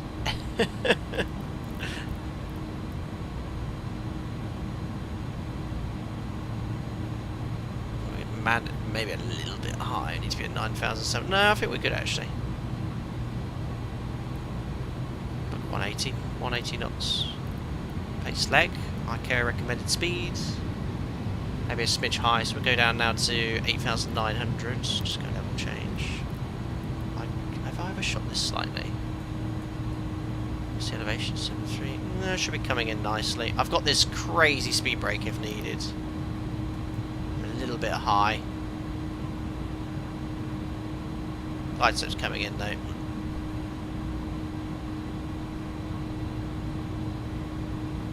One dot.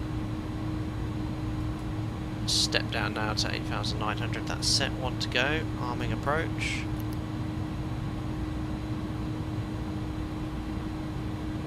Yeah, I'm just going to use a bit of speed brake here. It's because of the density altitude. We're very high, so our ground speed's going to be a little bit higher. Slight headwind. There we are. Glide slope capture. That speed brake's worked a charm. It's so powerful.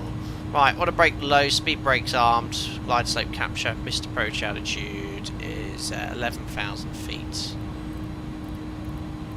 Set, and we're coming up to 6 miles. So, gear down. Flap 20, match speed, landing checklist, so there's no start switches, recall is checked, speed brake is armed, landing gear. Come on, brake fan's still on. Down 3 green, auto brake is set to low, holding on landing flap, and final approach speed will be 127, and landing flap. Very light today. Wish me luck with this very bouncy. Yes, if you just tuned in, excuse the 502. The runway in Ortho, it's not straight. It's really lumpy in the sim, so don't expect a smooth landing. Excuse is done. Flaps are out. Jet is complete. What's the wind in the sim? 073 at 6, but it's sort of quartering round. Keep an eye on it. Right, jet is complete. I was a little bit high there, but managed the energy okay. Right, disconnecting auto throttle. I think that's just the master caution for disconnecting the auto throttle. Did that last time. A bit. It's going to add a few knots here. I don't know if the app was a minimum, but I'm just going to speed up there slightly. Oh, disconnect the autopilot. Correcting speed. Oh, Airbus clicky sounds. Correcting speed. Back on target. 2 reds, 2 whites. Oh, I've not done any VAT simming. Checked. The spool up is very slow.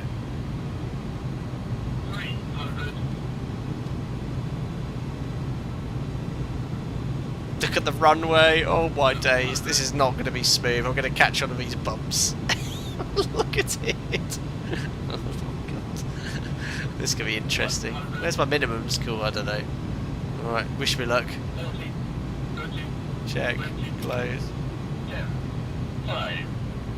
Oh, perfect! Right, speed brakes up, reverses, whee! Oh, nose gear, hold on. Clunk. Right.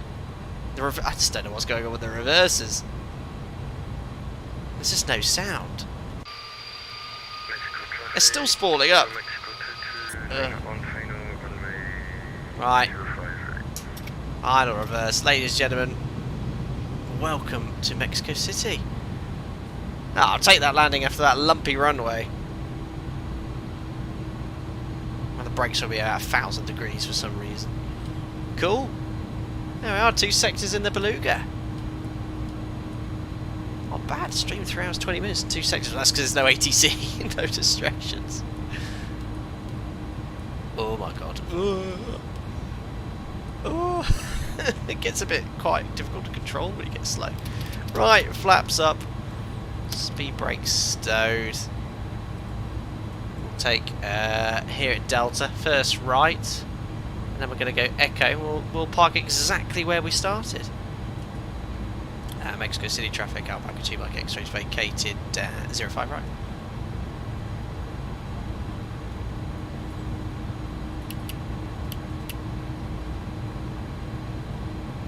Sim looks good though. Just the if the cockpit lighting was not an issue, and the shadows, the graphics would be really nice, and it runs really smoothly. I've got great performance in the sim. Great performance now. Oh, but I can't see the overhead panel. It's so dark.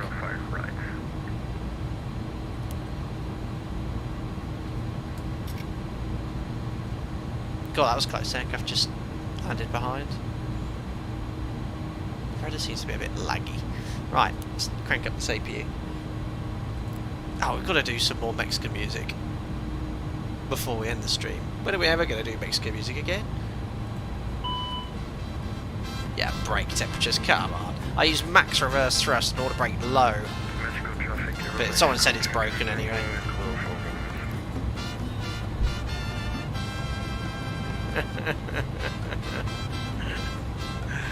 Oh dear.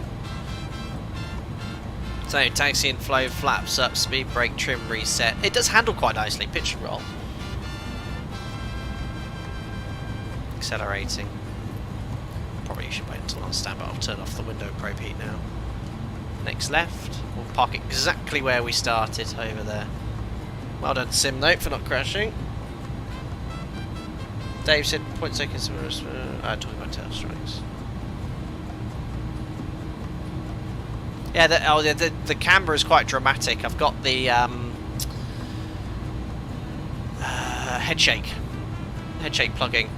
So this, I think, are they updating it? So the next update, I might be able to get rid of this, but I think with the touchdown, it really dramatises the touchdown effect. Yeah, hot brakes on landing have plagued every iniBuilds aircraft since day one. Yeah, they might just have to review that then. Fingers crossed for the replay.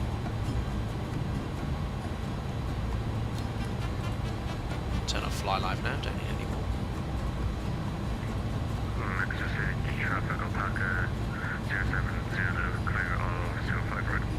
Oh, I could try and park it in the hangar. Challenge accepted. Do you think Mattel's... Shall I? Let's go for it.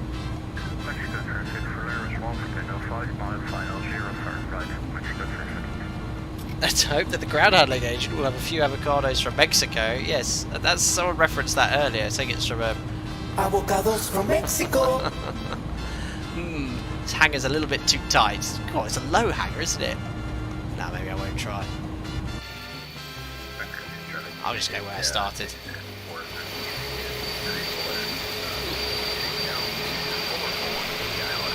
Do a reverse parking. Oh, I'll go park where I started. Look, right by that Volvo. It was this stand, wasn't it?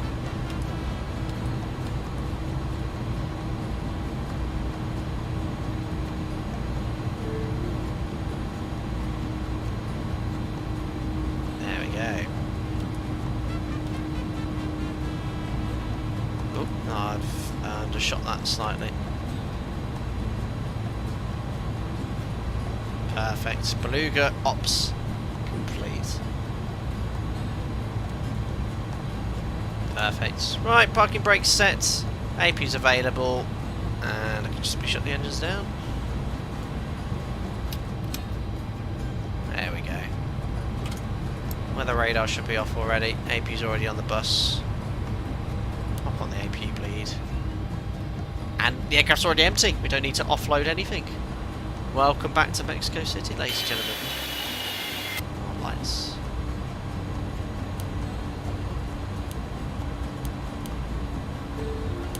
No, our flight ended. Do you want to close it? Close it. See how we scored shortly. Small down there. When the engines small down, they do sound nice in iniBuilds. Volvo Mexico. Shouldn't it be a Beetle? Brilliant. Tobago, we made it. We did. Flight below minimum rating. Uh-oh. I didn't see that. Oh, let's see what happened. Alex says, are there certain aircraft you airlines fleet that are notorious for certain and wanting characteristics very common at my flight school? No, I mean, we fly the 73 and variants of the airline, got the Airbus. They're very well known. Are you talking about particular aircraft? Ah, so aircraft in the fleet. No, they're all the same pretty much. Some of the older ones have a little bit more sort of like an old steering wheel, a bit more play, but I've noticed. But yeah, that's it. Nice and relaxing sector. Yes, Stephen, I've enjoyed tonight. Right then. Ah, yes. Nice Mexican music tunes playing all day. Yes, we must do this more often. Play songs in the country we're flying. Right, let's see how we did on New Sky. 10 out of 10. Oh yeah. Great touchdown. 400 metres instead of 1,000 metres like last time. Average centreline deviation. Still made a bit of money even though I was technically empty. Ah, wonderful. My rating's pretty good now. Let's go here to my airlines. How many airline pilots got? 330 now. If you would like to sign up, check out the video description below for all information completely free. I'll take it. I do see the pilots. Why is that not working? I don't know. Oh, it's crashed. Oh no, I just won't let me select pilots. I'm very high. I'm basically one of the best. Dear. How do we make money? Yeah, I said to New Sky that we were carrying cargo. There we go. I'll turn this music down. I'm all Mexico down. 11:30, 3.5 hours for 2 sector stream. Not bad at all, guys. That's good. Ding dong, New Sky message. Yeah, maybe someone else crashed. It wasn't me. I hope the ground handling agent will have a few avocados. I saw. Brilliant. But yeah, how do we sort of conclude those 2 sectors? So yes, I'm glad iniBuilds have updated the aircraft again for XPLANE 12, but it does need some significant input regarding that drag model. As I said, look, 250 knots under descent in the 737 is about 2,000 feet per minute. It was the same in this aircraft. Look at the profile of the Beluga. You know, this should be dragging its heels on the way in there. Then the speed brake, it's like extending, I don't know, 2 bulges on either wing from the Beluga. So I think once they've reviewed that, it'll be working just fine, because everything else, the system seems to be working fine. It flies nicely in roll and pitch of an aircraft of its size. I think that I've not flown the Beluga, of course, but it flies very nicely in the sim, as far as I can tell. Of an aircraft its size, it flies well. The automation seems to be working okay. So yeah, they just need to review the drag model, and then it'll be as good as it is as it was. Well, as good as it was. You know, it was excellent in XPLANE 11. It is really good in the sim. It's certainly functional. It's just the drag model is off. So in descent, yeah, you know, level change in descent, I should be doing 5,000-6,000 feet per minute. I remember someone saying on the first stream that they very rarely used it for that reason. In descent, because of the rate of descent was way too excessive. But yeah, it needs some fine tuning, and it'll be just fine in XPLANE 12. Right then, shall we cue the funky replay music, see how we got on? Shame there was no ATC tonight, there was no events. I always try and do them, but I just want to do something a bit different in Mexico. Right, I don't know if this is going to work, guys, so I'll start the music, I'll start the replay, I'll start pressing backwards. That's working, but as soon as I dragged it yesterday, it crashed. So it's going to take ages. So I'm going to try and drag it slowly. Oh, ooh, guys, it's working. Yes, get in. Oh, I need to turn off New Sky because it's going to get upset. Happy days. Let's try it. Oh, it's on the other runway. Ah! Other runway, please, Beluga.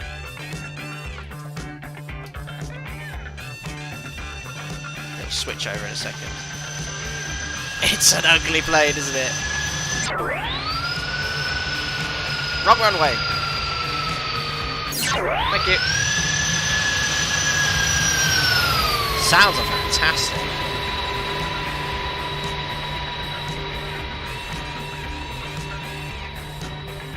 Can't see the touchdown point because of the lumps on the... Oh, bye.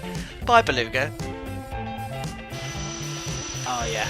So, note to self, check all runways before installing tiles. I was lucky there.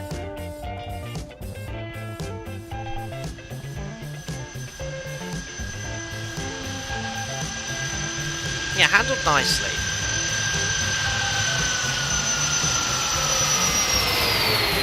Oh, that was proper butter, really. Bye! Look at the wings rocking up and down. Crikey. That's where we took off earlier, like a speed ramp. Shame about the reverses, they weren't really loud, were they?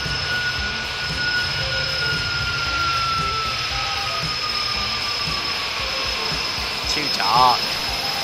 Shadows.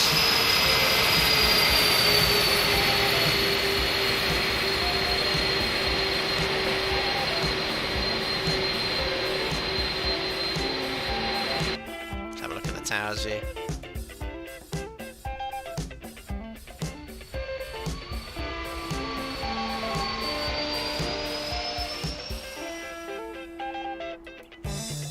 It's huge, isn't it? I've never seen one flying. Oh yeah, it was there. It was just oh, could have nearly been a big button. Look at those wings bouncing on the runway.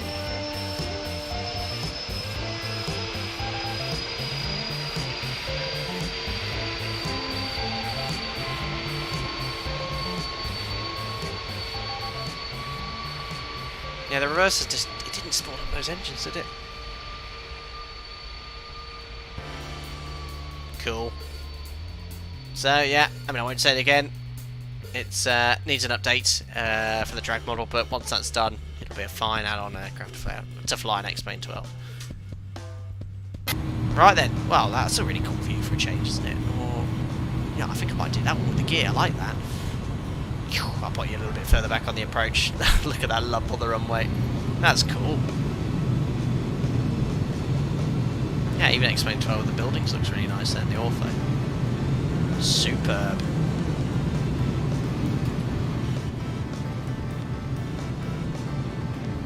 Awesome view. Right, I'll leave it about there. Perfect. Well then guys, thank you very much for popping into another Flight Sim live stream on this Saturday evening, just past 11:30 at night now. So it's my last day off. We're going to be very busy in the sim this week, so there won't be any streams until the latter part of next week as well. Maybe I could squeeze in something if my roster changes, but I'll let you know if I publish anything in YouTube, on YouTube of course, and via the usual social media feeds. Thank you very much that donated for your generosity, really appreciate it. To all the members, thank you so much for your continued support. I'll post the bookings for the MOGF next weekend, probably on Monday or Tuesday, and to all the regular viewers and subscribers, thank you very much for popping in and for taking part.